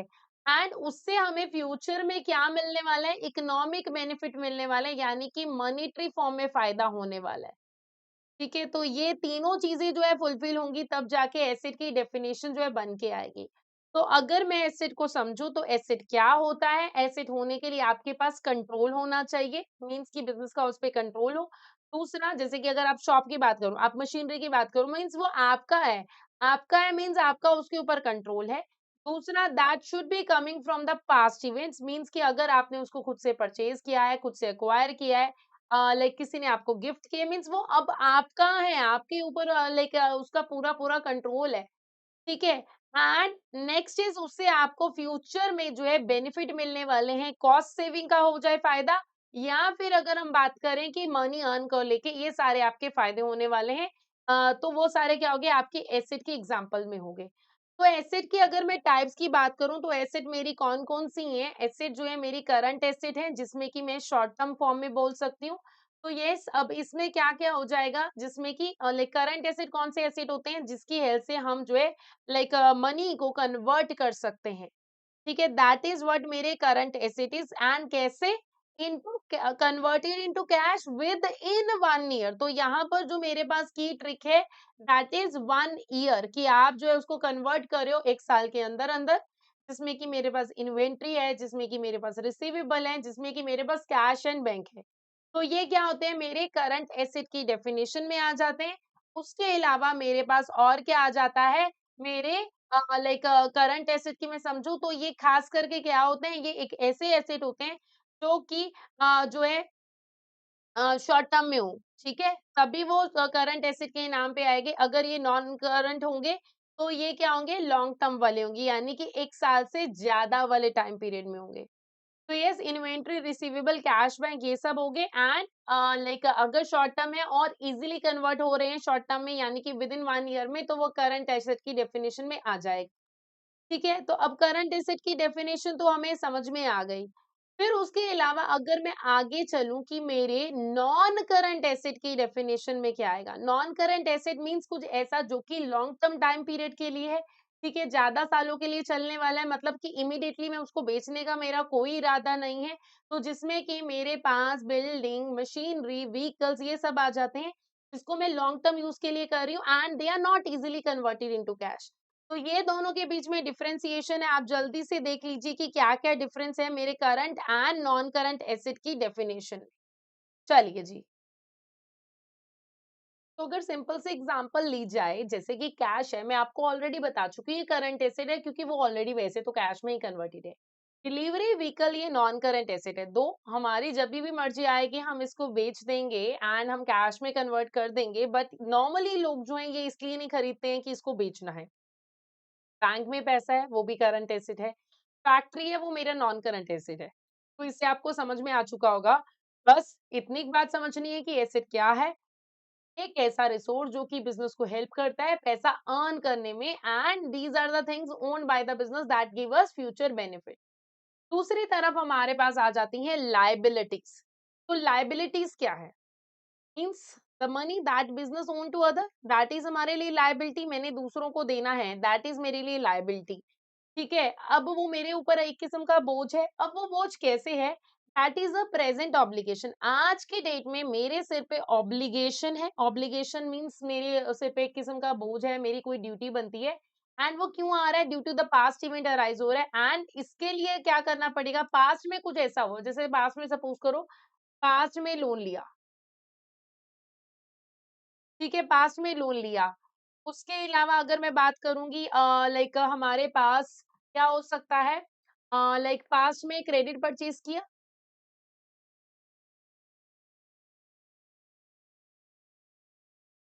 तो ये क्या है? मेरे लिए लायबिलिटी है, इनके कारण मेरे ऊपर सिर पे एक उधारी बनी रहेगी।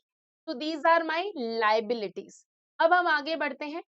तो अगर मैं इसको ब्रेक डाउन करूँ ना, क्या है? प्रेज़ेंट ऑब्लिगेशन मीन्स कि मुझे ये करना ही है, मैं इससे भाग नहीं सकती हूँ, ठीक है? एंड पास्ट इवेंट मीन्स कुछ पास्ट में हुआ था, परचेज़ेज़ किया था, लोन लिया था, उसके कारण। एंड ऑब्वियसली उस सब के कारण मुझे जो है फ्यूचर में पेमेंट करनी है, that is gonna to create liability for me. अब आगे बढ़ते हैं लायबिलिटीज की टाइप। जैसे कि एसेट की टाइप थी, ऐसे ही लायबिलिटी की टाइप है, कैटेगराइजेशन है करंट एंड नॉन करंट में। करंट लायबिलिटीज वो होती हैं जो कि शॉर्ट टर्म, यानी कि हमने 1 साल के अंदर अंदर रीपे करनी है, जैसे कि सप्लायर को पेमेंट करनी है, बैंक ओवरड्राफ्ट है, ये सारे क्या है? हमारी करंट लायबिलिटीज है, मतलब कि 1 साल के अंदर अंदर इनको हमने सेटल डाउन करना है। दूसरी तरफ मेरे पास शॉर्ट टर्म लायबिलिटी की फीचर्स की अगर मैं बात करूं, ये कौन से होते हैं? शॉर्ट टर्म तो है ही है, एंड इनकी पेमेंट अर्जेंटली चाहिए। नॉन करंट लायबिलिटीज कौन सी होती हैं? नॉन करंट लायबिलिटीज वो होती हैं जिसमें हमें क्या करना होता है? पेमेंट तो करनी है, बट 1 साल के बाद करनी है, साल से ज्यादा टाइम पीरियड है, that is a non current liability for me. अब यहाँ पर मेरे पास क्या आता है? Bank loan, long term borrowings, ये सारी आ जाती हैं। अब इनका कुछ फीचर्स है, अगर इनके फीचर्स की मैं बात करूं तो ये कौन से होते हैं? लॉन्ग टर्म नेचर के होते हैं, ठीक है। एंड अब नेक्स्ट क्या होगा? लाइक कि क्या है हमारे पास? फीचर्स क्या-क्या है? ये लेस इमीडिएट प्रेशर प्रेशर होता है इनके ऊपर, ये नहीं कि अभी-अभी करना है। तो चलिए अब चलते हैं आगे। तो डिफरेंस क्या है करंट और नॉन करंट लायबिलिटीज के ऊपर? करंट लायबिलिटीज वो होती हैं जो कि 1 साल के अंदर करनी है, नॉन करंट जो 1 साल से ज्यादा है। एंड अगर मैं बात करूंगी, करंट लायबिलिटीज कौन सी होती है? Short term obligations, and long term जो होती है लाइक नॉन करंट होती है लॉन्ग टर्म। तो ये कुछ एग्जांपल है। अब इन्हीं के ऊपर अगर रियल लाइफ एग्जांपल्स के ऊपर करें, तो मैं ऑलरेडी बात कर रही हूँ कि अगर मैंने गुड्स उधारी में खरीदी तो मेरे लिए लायबिलिटी आ गई। मैंने लोन लिया, मेरे लिए लायबिलिटी आ गई। तो आपको ये समझना है लायबिलिटी में जब क्या होगा? ऑब्लिगेशन होगा कि यस फ्यूचर में मैंने वो पैसा देना है। ठीक है? दैट मीन्स व्हाट बिजनेस होस। उसके अलावा कैपिटल, एक और टर्म हमें दिखने को मिलती है फाइनेंशियल स्टेटमेंट में, वो है कैपिटल। कैपिटल को हम क्या बोलते हैं? इक्विटी के नाम से भी जानते हैं। मीन्स बिजनेस में खुद का पैसा, ऑनर्स मनी, खुद का पैसा जो हम बिजनेस में लगाते हैं, that is known as capital. अब कैपिटल अगर मैं बाला जाए तो कैपिटल को वैसे नेट एसेट की नेम से भी जाना जाता है, ठीक है। नेट एसेट कैसे कैलकुलेट करते हैं, ठीक है, हमारे एसेट में से लायबिलिटीज जो है लेस करके, और इसका एक फॉर्मूला जो है, ये आपको जो है फॉर्मूला पहले भी मैंने आपको बताया था कि asset is equal to liability plus capital, उसी का ही रिवर्स है ये, ध्यान से देखो, ठीक है। तो देखिए asset is equal to liabilities plus capital, तो इसको ऐसे लिखिए, जैसे भी लिखिए, आपके लिए चीजें सेम ही हैं। तो अगर सिंपल सी बात है, बिजनेस के पास एसेट 1 लाख के हैं, लायबिलिटीज जो हैं 40,000 के हैं, तो कैपिटल मेरा 60,000 का आएगा। तो यानी कि 1 लाख इज इक्वल टू हमारे 40,000, ठीक है, प्लस मेरे 60,000। तो ये अपने आप 1 लाख जो है इक्वल आ गया, तो ये इक्वल होना ही चाहिए। तो अब मैम बिजनेस में कैपिटल हम लगाते हैं, कैपिटल लगाया कैसे जाता है? देखो कैपिटल कैसे होता है, एक तो सबसे पहले आती है इनिशियल इन्वेस्टमेंट जो हम बिजनेस में लगाते हैं, मीन्स ओनर ने बिजनेस में पैसा लगा लिया बिजनेस स्टार्ट करने के लिए। रेंट है, ठीक है, लाइक गुड्स के लिए, किसी भी चीज के लिए, इक्विपमेंट परचेज करने के लिए, इन्वेंट्री के लिए, तो बेसिकली बिजनेस को स्टार्ट करने के लिए वो होती है मेरी इनिशियल इन्वेस्टमेंट। उसके अलावा अगर ओनर चाहे तो वो एडिशनल इन्वेस्टमेंट भी कर सकता है। एडिशनल मीन्स बाद में, अगर हमें लगता है कि बाद में हमें और जो है पैसा लगाने की जरूरत है, तो बिजनेस वाले जो है बाद में और पैसा भी इन्वेस्ट कर देते हैं। तो बाद में लगाया गया पैसा जो होता है एडिशनल इन्वेस्टमेंट होता है, जैसे कि नई ब्रांच खोली, बिजनेस एक्सपैंड किया, ये कभी भी हो सकता है। अब जब कभी भी प्रॉफिट आता है, तो प्रॉफिट के होने से कैपिटल बढ़ता है, क्योंकि प्रॉफिट जो है ओनर के पास ही जाना चाहिए, और अगर नहीं विड्रॉ हुआ तो वो कैपिटल का ही पार्ट हो जाएगा, ठीक है। जो रिटेन्ड अर्निंग होती है ना, retained earning are added in capital, और रिटेन्ड अर्निंग क्या होती है, वो मनी जो कि विड्रॉ नहीं की गई। अब ड्रॉइंग्स, एक टर्म आप पढ़ोगे ड्रॉइंग्स, ड्रॉइंग्स का मतलब क्या होता है, मनी जो विड्रॉ कर रहा है बिजनेस से, ठीक है। इससे क्या होगा, कैपिटल जो है कम होगा, ठीक है। अगर कोई ओनर बिजनेस से पैसा निकालता है तो उसको ड्राइंग बोला जाता है, जिससे कि कैपिटल कम होगा, ठीक है ना। अब कैपिटल जो है एक लायबिलिटी है, बट किसकी लायबिलिटी है, ओनर की तरफ हमारे बिजनेस की लायबिलिटी है, क्योंकि ओनर ने पैसा लगाया हुआ है। तो ओनर तो इंटरनल पर्सन हो गया, ये बैंक और सप्लायर की तरह तो है नहीं, और ये मांगने तो आएगा नहीं, तो इसीलिए हमें ये बात समझनी है। वैसे तो ये लायबिलिटी है, बट किसकी है, बिजनेस की लायबिलिटी ओनर को। कल को जब बिजनेस खत्म होगा तभी ये रीपे होगा। तो यस, ओनर ने इन्वेस्ट किया, मेरा कैपिटल बढ़ेगा, प्रॉफिट कमाया और वो प्रॉफिट अभी विड्रॉ नहीं हुआ है, तो मेरा कैपिटल बढ़ेगा। ड्रॉइंग्स हो गया, विड्रॉ किया तो मेरा कैपिटल जो है कम हो जाएगा। तो यस, कैपिटल मींस ओनर का शेयर, कैपिटल क्या है, जो कि ओनर के पास रहता है and after paying all the liabilities, ठीक है। अब मैम ये तो हमें समझ में आ गया, और मेरे पास क्या क्या आता है, मेरे पास आती है हमारी इनकम। इनकम क्या होती है, ठीक है, इनकम इज द रेवेन्यू और गेन्स का कंपैरिजन, ठीक है। Income is the like revenue और गेन्स का कंपैरिजन। तो अगर इसको मैं समझूं तो क्या आएगा, तो देखिए इनकम मींस कि मैंने बिजनेस ने जो भी अर्न किया that is income for business, और ये क्या है, राइट, मतलब अगर बिजनेस गुड्स बेचेगा, बिजनेस सर्विसेज बेचेगा, तो क्या होगा, इससे क्या होगा, प्रॉफिटेबिलिटी इंक्रीज होने वाली है, ठीक है, इससे प्रॉफिटेबिलिटी इंक्रीज होने वाली है। तो इनकम ना दो तरीके से होती है, एक होती है रेवेन्यू। रेवेन्यू क्या होती है, रेकरिंग वाला जो बिजनेस ने अर्न किया, लाइक बिजनेस ने सेल किया है ना, रेवेन्यू इज जो है सेल। गेन क्या होता है, प्रॉफिट होता है, ठीक है, गेन इज द प्रॉफिट। अब रेवेन्यू क्या है, जो कि मेरे बिजनेस की मेन इनकम है, हर एक के बिजनेस में ये होती ही है। तो मीन्स की बिजनेस की एक्टिविटीज के कारण, और जिसको हम ट्रेडिंग इनकम भी बोला जाता है, क्लोथ बेचे, सर्विसेज दी, तो क्या आएगा हमारे पास, रेवेन्यू आएगा। तो यस, अब ये मेरा मेन सोर्स ऑफ इनकम रहता है। दूसरी तरफ अगर मैं बात करूं, गेन्स क्या होता है, अगर आपने कोई गुड्स बेची, 100 की बेची, बट उसकी कॉस्ट कम थी, ठीक है, तो आपने कमाया, उसमें से आपको फायदा हुआ, ठीक है, तो ये वन टाइम एक्टिविटीज ही हो जाती है। और एंड अगेन गेन्स को मैं क्या बोलती हूँ, प्रॉफिट, जो कि एक्स्ट्रा एक्टिविटी है। जैसे सपोज करो कि मेरे पास कोई एसेट पड़ा था, 10 लाख का एसेट था, मैंने वो 12 लाख में बेच दिया, मेरी कमाई होगी, ये वन टाइम एक्टिविटी है, हर बार हो सकता है ऐसा ना हो, हर बार मेरे पास एसेट भी ना हो, तो that is a kind of one time activity, ठीक है। तो ये क्या है, ये रेगुलर नहीं है, ये ओकेशनली होगा। तो यस, अगर मैं आगे बात करूं, एक क्लोथिंग शॉप है, ठीक है, लाइक एक ऑल डिलीवरी वैन बेचना है, तो ये सारे क्या है मेरे पास डिफरेंट डिफरेंट एग्जांपल्स हैं। तो गेन से क्या होगा, लाइक मेरे बिजनेस को फायदा होगा जब मेरा सेलिंग प्राइस ज्यादा है मेरी बुक वैल्यू से, तो वो गेन है। अब अगर रेवेन्यू की बात की जाए तो revenue is a regular income, ये मेरे बिजनेस की मेन एक्टिविटी होती है, ये फ्रीक्वेंटली होता है।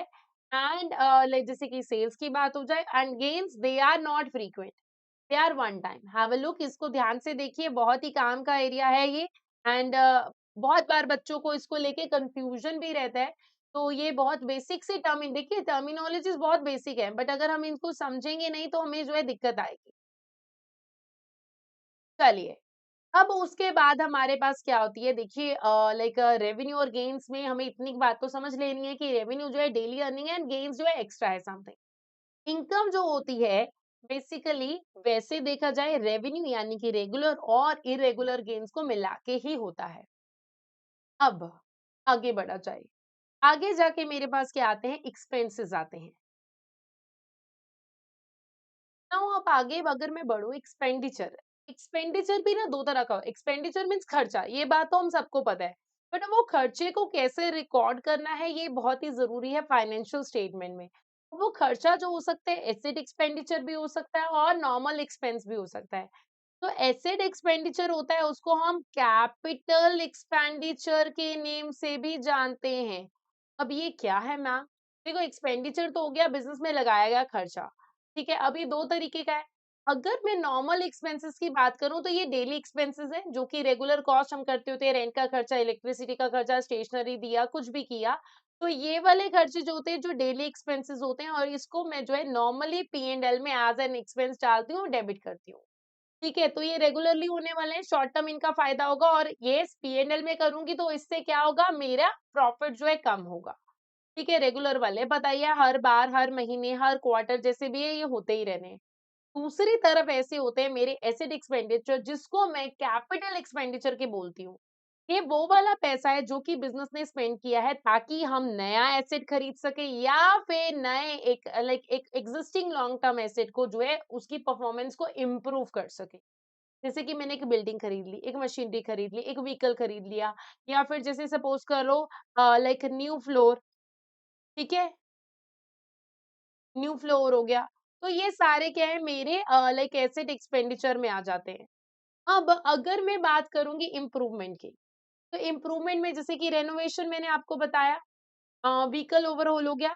तो ये सारे कौन से एसेट हैं जिनकी हेल्प से मुझे जो है लॉन्ग टर्म बेनिफिट जो है मिलने वाला है, and they are not regular. ठीक है, they are not regular, and इससे क्या होगा, मेरे एसेट में इम्प्रूवमेंट होगी। ठीक है, तो ये क्या है, मेरे ऐसे वाले एसेट्स हैं। अब सिंपल सी बात है, बिजनेस ने पैसा जो है स्पेंड किया, जैसे कि रेंट पे किया, वो हमारे लिए क्या एक्सपेंडिचर है। बट बिल्डिंग लाइक बिजनेस ने क्या किया, लाइक मशीनरी खरीदी है, वो भी खर्चा है। बट वो कौन सा खर्चा है, एसेट एक्सपेंडिचर है।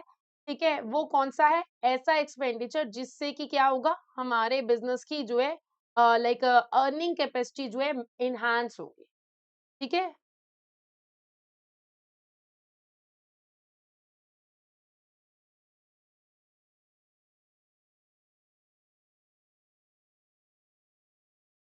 ठीक है, अर्निंग कैपेसिटी इनहांस होगी। अब रेंट है, अब ये जो है, अब ये पेइंग रेंट, ये एक्सपेंस है, तो जैसे कि मैंने आपको बताया ये मेरे P&L में जाएगा।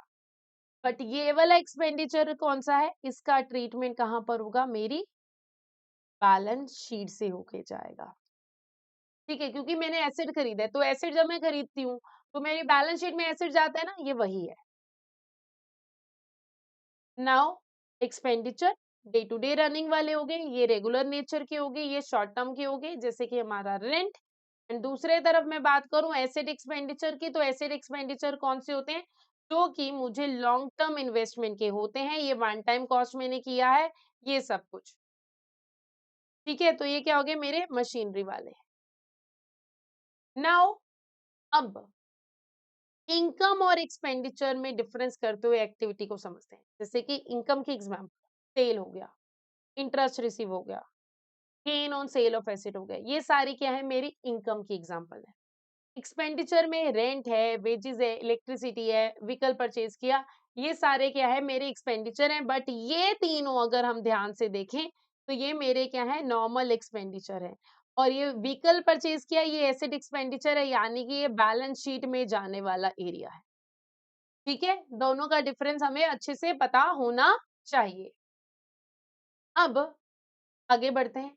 देखो एसेट एक्सपेंडिचर जो है, जैसे कि अगर मैं बात करूँ मैंने एसेट खरीदा, डिलीवरी है, ठीक है? अब इसमें क्या-क्या चीज़ें इंक्लूड होनी चाहिए? क्योंकि देखिए एसेट एक्सपेंडिचर मीन्स कि एक एसेट क्रिएट हो रहा है, लॉन्ग टर्म एसेट क्रिएट हो रहा है।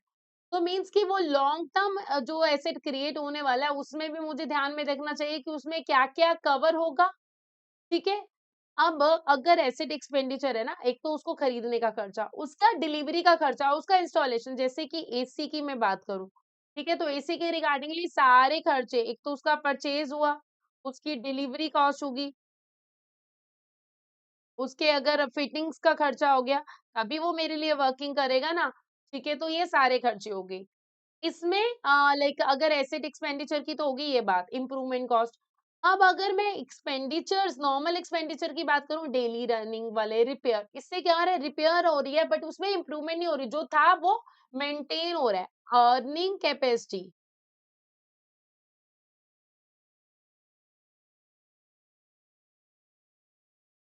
ठीक है? अर्निंग कैपेसिटी मेंटेन है, तो एक्सपेंडिचर है। अगर अर्निंग कैपेसिटी इंक्रीज हो रही है,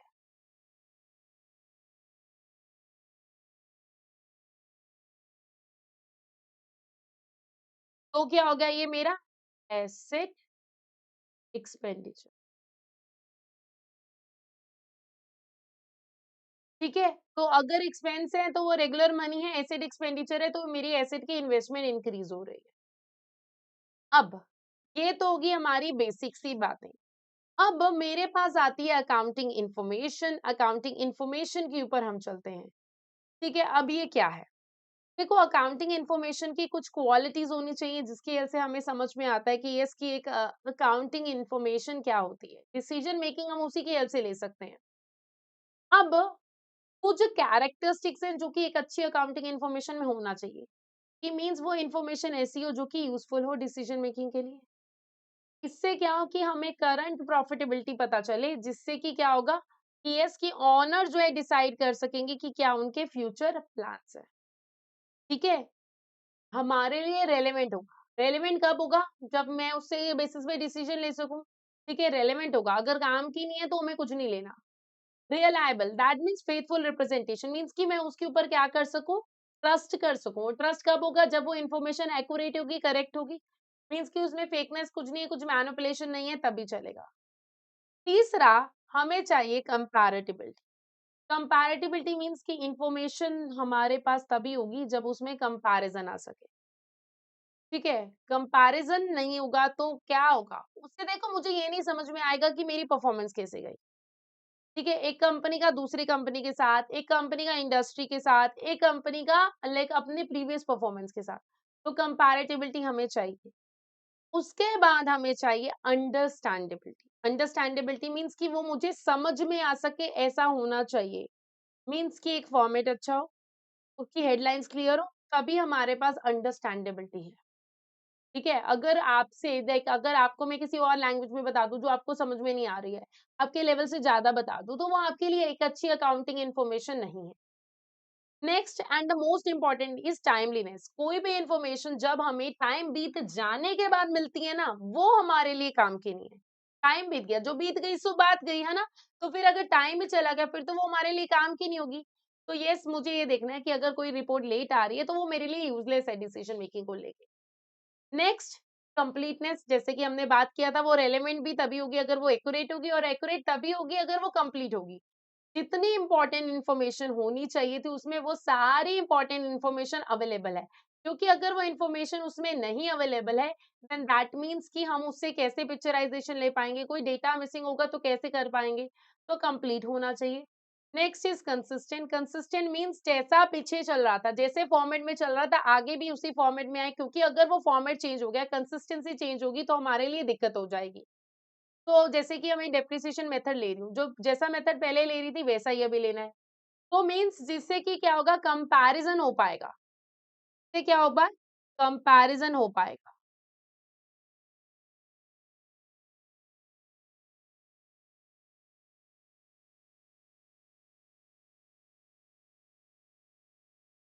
ठीक है?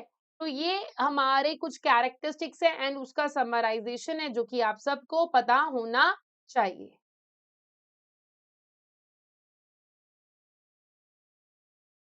नाउ आगे बढ़ते हैं। तो अभी तक अगर मैं समझूँ, एक अच्छी अकाउंटिंग इन्फॉर्मेशन यूज़फुल भी हो, एक्यूरेट भी हो, क्लियर भी हो, टाइमली भी हो।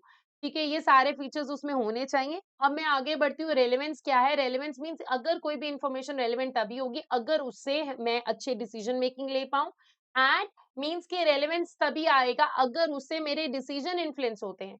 उससे मैं प्लानिंग कर पाती हूँ, उससे मैं पास्ट परफॉर्मेंस चेक कर पाती हूँ, तभी वो रेलेवेंट होगा। तो येस, डिसीजन मेकिंग में हेल्प करे, एंड लाइक जैसे कि सपोज करो कि मैं उससे देख सकूं कि अच्छा, ये क्रेडिट वर्दीनेस ठीक है उस पर्सन की, क्या मुझे उसे उधारी देनी चाहिए या नहीं देनी चाहिए, and confirm the past and means पहले क्या हुआ था, अब ऐसे क्या उससे बड़ा कम हुआ, तभी तो हमने क्या बोला, कंसिस्टेंसी हो। कंसिस्टेंसी होगी कैसे होगी, क्योंकि मैं उसे चेक कर पाऊंगी, कंफर्म कर पाऊंगी। प्रिडिक्ट वैल्यू कि अच्छा उसी के बेसिस में मैं फ्यूचर को प्लान कर पाऊं, तभी वो मेरे लिए काम की है। तो यस, ऐसे फीचर होंगे तब सही रहेगा, एंड इसको रियल लाइफ एग्जांपल से समझते हैं। जैसे अब एक एग्जांपल लेते हैं। मैंने आपसे उधारी लिया, ठीक है? मैंने बोला कि मैं आपसे उधारी से कुछ परचेज़ करके जा रही हूँ। 2 महीने बीत गए, 3 महीने बीत गए, मैंने आपसे वो उधारी जो है चुकाई नहीं है। फिर मैंने और गुड्स खरीद ली, फिर मैंने उसके भी पैसे नहीं दिए। अब तीसरी बार आप जो है सोचोगे कि नहीं सोचोगे कि पलक मैम को पैसे देने चाहिए या नहीं देने चाहिए? कि पेमेंट तो डिले करते हैं मैम, टाइमली पेमेंट तो करते ही नहीं है। तो ये इन्फॉर्मेशन आपके लिए काम होगी, बिकॉज़ उसके बेस पे आप डिसाइड करोगे कि पलक मैम को और उधारी नहीं देनी है। तो यही होता है, हम बिज़नेस की इन्फॉर्मेशन से हम डिसीजन मेकिंग जो है लेते हैं। बट हमें यहाँ पर ये देखना है कि जो भी इन्फॉर्मेशन के बारे में हम बात करें एक मटेरियल इन्फॉर्मेशन उसमें ज़रूर होनी चाहिए। तो मैम ये मटेरियलिटी का कांसेप्ट क्या है? देखो, ये मटेरियलिटी का कांसेप्ट आप आगे जाके ऑडिटिंग जैसे पेपर्स में तो बहुत डिटेल में पढ़ोगे। कोई भी इन्फॉर्मेशन मटेरियल तब होगी, दैट मीन्स वो इम्पोर्टेंट तब होगी जब आपकी डिसीजन मेकिंग उससे अफेक्ट हो रही हो। अगर मैं सिंपल सी बात करूं कि अगर सपोज करो कोई भी इंफॉर्मेशन के इग्नोर होने से, हाइड होने से आपका डिसीजन चेंज हो जाए, तो आपके लिए वो मटेरियल है। मींस कि अगर कोई मिसिंग इंफॉर्मेशन है, ठीक है, कोई मिसिंग इंफॉर्मेशन है, ठीक है, मिसिंग बिल्स हैं जैसे कि सपोज करो, या फिर लाइक गोइंग कंसर्न के रिगार्डिंगली बात है, ठीक है, जो बात आपको अगर पता होती, ठीक है, तो आपका डिसीजन कुछ और होता, बट अब अगर आपको नहीं पता तो आपका डिसीजन अलग है। ठीक है? तो वो इन्फॉर्मेशन के गलत होने से, मिस होने से आपका डिसीजन मेकिंग बदल सकता है, तो वो इन्फॉर्मेशन आपके लिए मटेरियल है। तो अगर जैसे कोई लॉस है, वो हमें दिखाना चाहिए, छोटे-मोटे एक्सपेंसेस अगर छूट गया तो चल जाएगा। तो अब ये मटेरियलिटी डिपेंड करता है बिज़नेस टू बिज़नेस, ये हम ऑडिटिंग में पढ़ते हैं, ज़्यादा डिटेल में आगे देखोगे कि ये डिपेंड करता है बिज़नेस का साइज़ कितना है।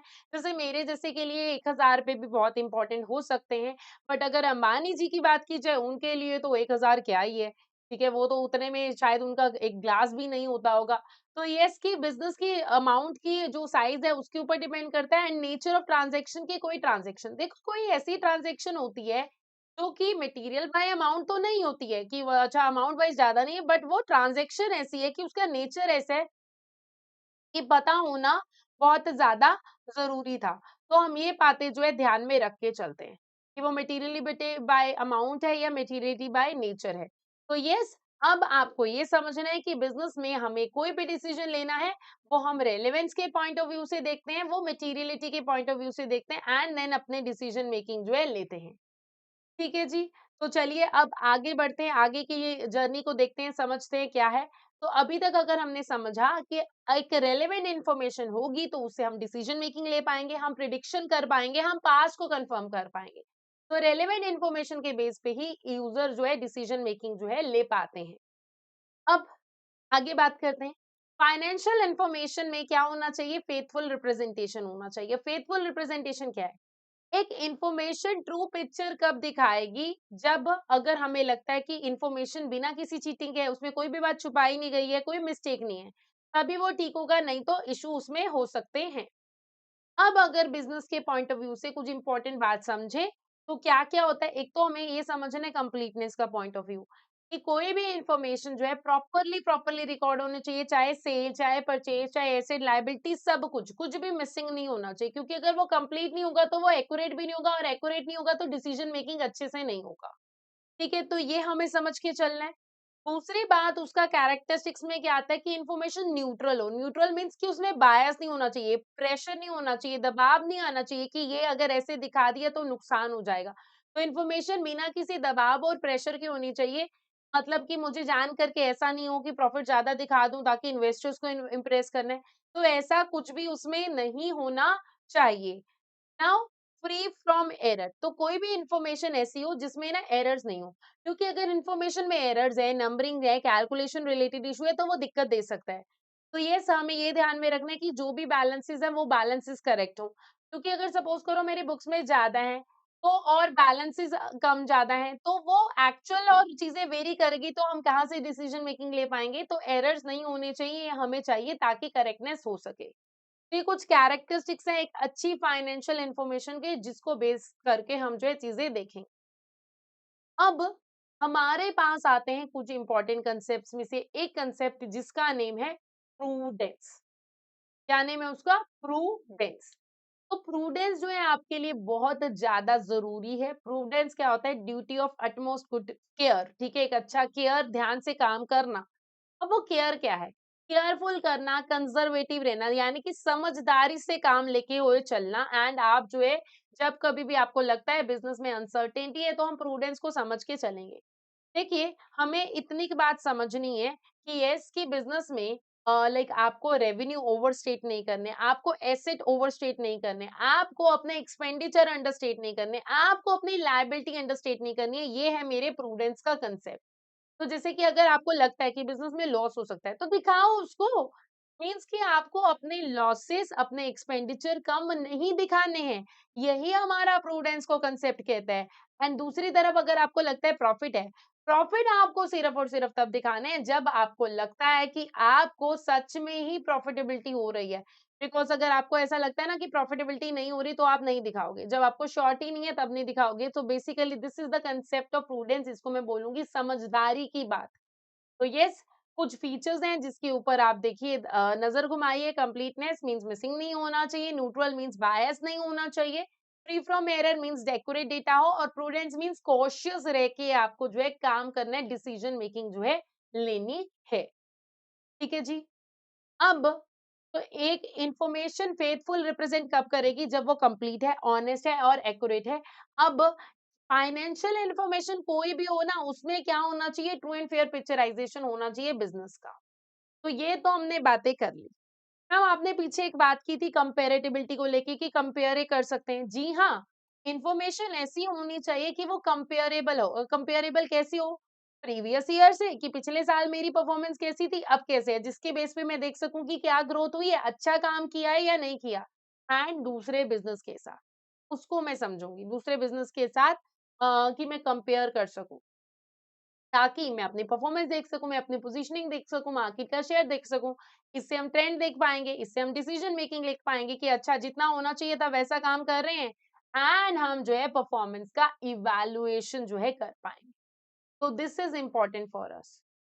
तो कंपेयर हम कैसे करते हैं पास्ट से, पिछले साल का प्रॉफिट इतना था, इस साल का इतना है। इससे मुझे पता चल जाएगा मेरा बिज़नेस इम्प्रूव कर रहा है या डिक्लाइन कर रहा है। कंपेयर कर पाऊँगी दूसरे बिज़नेस के साथ कि अपनी कंपनी का कैसे है, अपने कॉम्पिटिटर का कैसे है। कौन ज़्यादा परफ़ॉर्म कर रहा है, अच्छा कर रहा है, इससे। ताकि अगर गलत कर रहे हैं, अच्छे नहीं कर पा रहे तो कम लाइक बेटर करो उसको। ठीक है? ये हमें समझना है। तो यस कंसिस्टेंसी का मतलब क्या होता है कि मैं उसकी हेल्थ से कंपेयर कर पाऊँगी, वो कैसे हो सकता है? एक बात ध्यान रखना, कंसिस्टेंसी के केस में भी हमें एक बात ध्यान में रखनी है कि यस कि एक मेथड जो यूज़ कर रहे हैं, तभी दूसरा मेथड सेम ही यूज़ करोगे दूसरे ईयर में, तभी कंसिस्टेंसी से हम चल पाएँगे। क्योंकि कंपैरेटिबिलिटी जो है तभी हो पाएगी चीज़ें अगर सेम है। अगर पिछले साल आपने अलग मेथड यूज़ किया, इस साल अलग मेथड किया है, तो आप कंपेयर कैसे कर पाओगे? तो कंसिस्टेंसी होना ज़रूरी है। अगर आप चेंज करते हो तो कंपैरिज़न नहीं हो पाएगा। तो कंसिस्टेंसी क्या होती है? सेम मेथड यूज़ करना। तो अगर आपने पिछले साल किसी तरीके से कोई ट्रीटमेंट किया है, डेप्रिसिएशन का हो गया, इन्वेंटरी का हो गया, कोई भी हो गया, तो इस साल भी आपको वही करना है। ये कुछ कुछ समराइजेशन है, जल्दी से देखिए कि ये समराइजेशन मुझे क्या कहती है। कंपेरेटिबिलिटी मीन्स मैं कंपेयर कर पाऊं, across the time means past data, across form means competitor के साथ, and consistency means same method हमें यूज करना है, ठीक है। एंड जब कभी भी हमारे पास कंपैरेटिबिलिटी होती है तो कंपैरिजन अच्छा हो पाएगा, हम सेम मेथड यूज करेंगे तभी वो पॉसिबल है, एंड प्रॉपर टाइमली होना चाहिए, ठीक है, प्रॉपर टाइमली। तो ये कुछ फीचर्स हैं जिसका हमें ध्यान में रखना है। अब आगे बढ़ते हैं अगला एरिया। वेरिफाएबिलिटी की अगर मैं बात करूँ तो वेरिफाएबिलिटी क्या होती है? वेरिफाएबिलिटी मीन्स कि मैं इंफॉर्मेशन को वेरीफाई कर सकूं। अगर कोई भी इंफॉर्मेशन आप वेरीफाई नहीं कर सकते, अगर आप उसको चेक नहीं कर सकते हो तो दिक्कत है, ठीक है। तो अब लाइक इंफॉर्मेशन चेक होनी चाहिए, लाइक किसी भी एविडेंस के साथ, ये हमारे लिए जरूरी है। एंड अगर कोई इंफॉर्मेशन जो है अगर कंफर्म कोई कर सके तो सही है, अगर नहीं कंफर्म कर सकते तो इशू है। अब सिंपल सी बात इसको लेके हमने समझनी है, क्या है वो, कि यस लाइक कि आपको कोई भी नंबर को, कोई भी इंफॉर्मेशन है कि क्या मैं इसको प्रूव कर सकती हूँ, क्या इसको मैं चेक कर सकती हूँ, अगर ये है तो ठीक है, अगर नहीं then that is the issue. अब नेक्स्ट आगे बढ़ते हैं। तो आपको अंडरस्टैंडिंग कैसे रखनी है इस वाले पॉइंट को लेके, कि यस कि उसके अगेंस्ट आपके पास क्या होने चाहिए, सपोर्टिंग डॉक्यूमेंट हो, इनवॉइस हो, रिसिप्ट्स हो, बैंक स्टेटमेंट हो, तभी आप उसको वेरीफाई कर सकते हो, अगर वो नहीं है then that is the issue. Now physical verification, physically verify हम कैसे कर पाएंगे, हम कैसे कर सकते हैं फिजिकली उसको वेरीफाई। कैश काउंटिंग अगर मैं करूं वो फिजिकली वेरीफाई हो सकती है, चेकिंग इन्वेंट्री करूं वो फिजिकली हो सकती है। तो मींस एक्चुअल चेकिंग और वेरिफिकेशन फिजिकल केस में सेम होता है। वेरीफाई करना मींस मैच करना, टेस्ट करना, that is something which you need to check. अब पेटी कैश है, अगर आप इसको फिजिकली काउंट कर रहे हो, ठीक है, कैश बुक का बैलेंस भी सेम है, अगर आप इसको मैच कर गया देन ठीक है, इन्फॉर्मेशन वेरीफाइबल है, वो ठीक है। अगर ये मैच नहीं हो पाता है देन दैट मीन्स की इन्फॉर्मेशन जो है वेरीफाइबल नहीं है, आप उसको चेक जो है नहीं कर पाओगे। ये क्यों जरूरी है? क्योंकि इससे क्या होगा, आपका ट्रस्ट बढ़ेगा, आपकी एक्यूरेसी जो है वो बढ़ेगी, एंड आपके लिए वो इन्फॉर्मेशन ज्यादा रियलाइबल रहेगी। तो वेरीफाइबिलिटी मीन्स कि आप जो है इसको चेक कर सकते हो, आपके पास डॉक्यूमेंट्स होंगे, आप इनवॉइस की चेक कर सकते हो, फिजिकल वेरीफाई भी कर सकते हो, एंड इससे फायदा क्या होगा, ट्रस्ट बढ़ेगा। तो वेरीफाइबिलिटी के कंसेप्ट में देखना है मीन्स कि मेरे पास इंफॉर्मेशन का प्रूफ होगा तो ओके है, एंड मैं उसको चेक कर पाऊं एंड अदर जो है उससे मैच कर पाए। Next is timeliness. टाइमलीनेस देखिए सिंपल सी बात है, आपका पेपर है, आपके पेपर के बारे में मैं आपको इंपॉर्टेंट क्वेश्चन जो है बताऊं, बट मैं आपको बताऊं कब, आपके पेपर हो जाने के बाद। आप कहोगे मैम अब क्या फायदा। ऐसे अकाउंट्स की दुनिया में चलता है कि कोई भी इंफॉर्मेशन है तभी हमारे लिए काम की है अगर वो मुझे टाइमली मिले, अगर मुझे लेट मिलती है तो मेरे लिए काम की नहीं है, ज्यादा लेट भी नहीं होगा तो मेरे लिए दिक्कत हो जाएगी ज्यादा लेट में। तो ये इन्फॉर्मेशन तभी होनी चाहिए जब तक मेरे लिए वो काम की है, और वो काम की कब होगी, अगर वो टाइमली मिलती है, ठीक है। अगर बहुत लेट मिलती है तो वो मेरे लिए काम की तो है ही नहीं, वो तो मेरे लिए यूजलेस इन्फॉर्मेशन है। तो यस, अब एक तो हमें ये चाहिए, और इसको समझने की बात ये है कि इन्फॉर्मेशन जितनी टाइम पे होगी वो उतनी अप टू डेट रहेगी, जितना लेटेस्ट होगा उतना जरूरी होगा।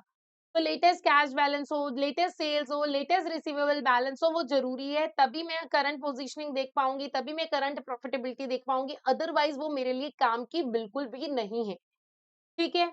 अब लेटेस्ट इन्फॉर्मेशन होगी उससे एक तो हम क्या कर पाएंगे, डिसीजन मेकिंग ले पाएंगे कि ठीक है पेमेंट करनी है, कैश कितना पड़ा है, अगर कैश का बैलेंस पिछले साल का पड़ा है, ठीक है, अब देखूं तो मेरे पास है ही नहीं कुछ, तो पेमेंट कहाँ से करूंगी। तो यस, ये जरूरी है समझना कि लेटेस्ट बैलेंस हो उतना अच्छा है। तो यस, कब कभी भी बैलेंस सपोज करो बड़ी बड़ी पेमेंट करना है तो खास करके लेटेस्ट इन्फॉर्मेशन जरूरी है, क्योंकि पुराना डेटा होगा तो डिसीजन मेकिंग अच्छी नहीं हो पाएगी।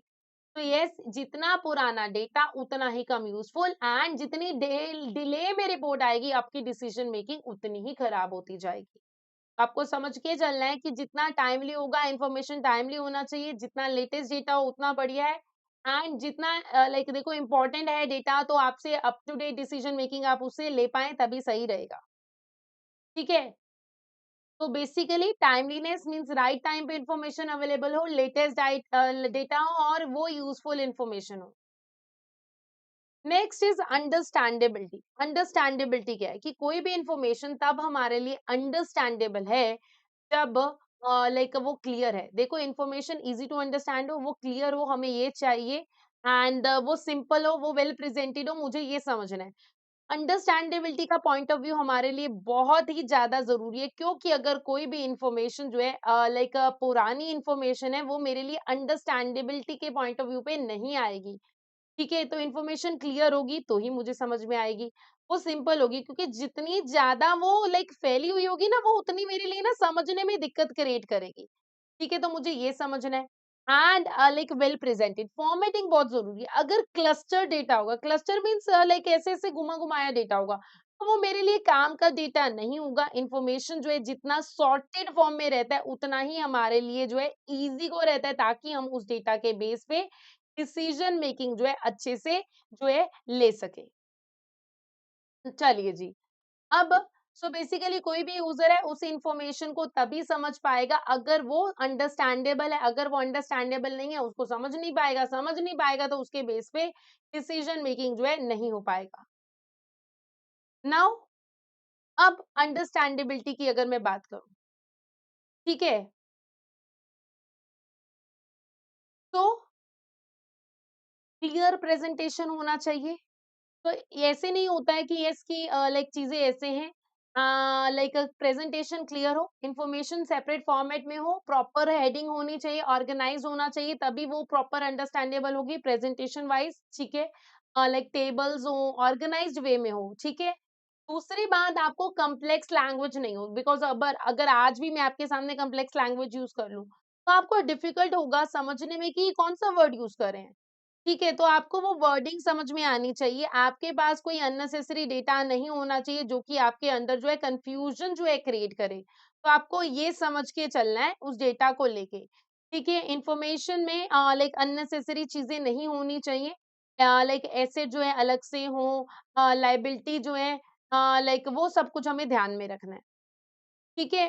अब प्रॉपर क्लासिफिकेशन एसेट व जैसे कि अभी हमने एसेट एक्सपेंडिचर की बात किया, नॉर्मल एक्सपेंडिचर की बात किया, तो वो उसमें कंपैरिज़न हमारे पास सही तरीके से हो। क्योंकि अगर वो सही तरीके से नहीं है, तो मुझे इश्यू देके जाएगा, फिर मुझे समझ में नहीं आएगा कि चीज़ें कैसी चल रही हैं। ठीक है ना? नहीं आएगा तो वो समझ में होना चाहिए। तो येस, आपके एसेट और जो एसेट भी हैं वो भी डेबिट साइड में है, खर्चे भी डेबिट साइड में है। तो हमें वो समझ में आना चाहिए कि वो क्या बारे में बात हो रही है। एंड बट दोनों में डिफरेंशिएशन है ना, दोनों में अगर मैं देखिए एसेट वाला एक्सपेंडिचर और वो वाला एक्सपेंडिचर डिफरेंट है। एसेट क्या होता है जो बिज़नेस के पास है, एक्सपेंडिचर जो है लाइक कि खर्चे, दोनों ही डेबिट होने हैं बट स्टिल इश्यू है। तो प्रॉपर क्लासिफिकेशन होना चाहिए। एंड देखिए क्यों ज़रूरी है, क्योंकि हर कोई अकाउंटेंट नहीं होता, हर एक को नहीं समझ में आती क्या है चीज़ें। तो इसीलिए उनको रिपोर्ट तो फिर भी समझनी है एंड इसीलिए हमें ये चाहिए। तो अंडरस्टैंडेबिलिटी मीन्स अंडरस्टैंडेबल हो, फॉर्मेटिंग प्रॉपर हो, लैंग्वेज अच्छी हो, ठीक है? ऐसी कुछ चीज़ें हमें उसमें चाहिए। देख लीजिए।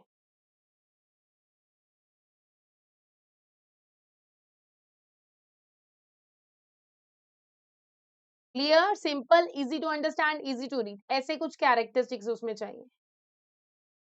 तो बच्चों, अभी तक आपको इन्फॉर्मेशन के बारे में बेसिक्स पता चल गया, आपको एसेट, लायबिलिटी, इक्विटी के बारे में भी पता चल गया, आपको जो है कैपिटल टर्म पता चल गई, आपको बेसिक जो है फॉर्मूलाज़ भी पता चल गए। एंड इसी के साथ आज के सेशन को हम करते हैं ओवर। हम मिलेंगे हमारे अपकमिंग सेशन में, जिसमें मैं आपको थोड़ी और डिटेलिंग बताऊँगी फाइनेंशियल स्टेटमेंट की ट्रांज़ैक्शंस की रिकॉर्डिंग के बारे में। तब तक के लिए हमारे साथ जुड़े रहिए पीडब्ल्यू के पेज पे।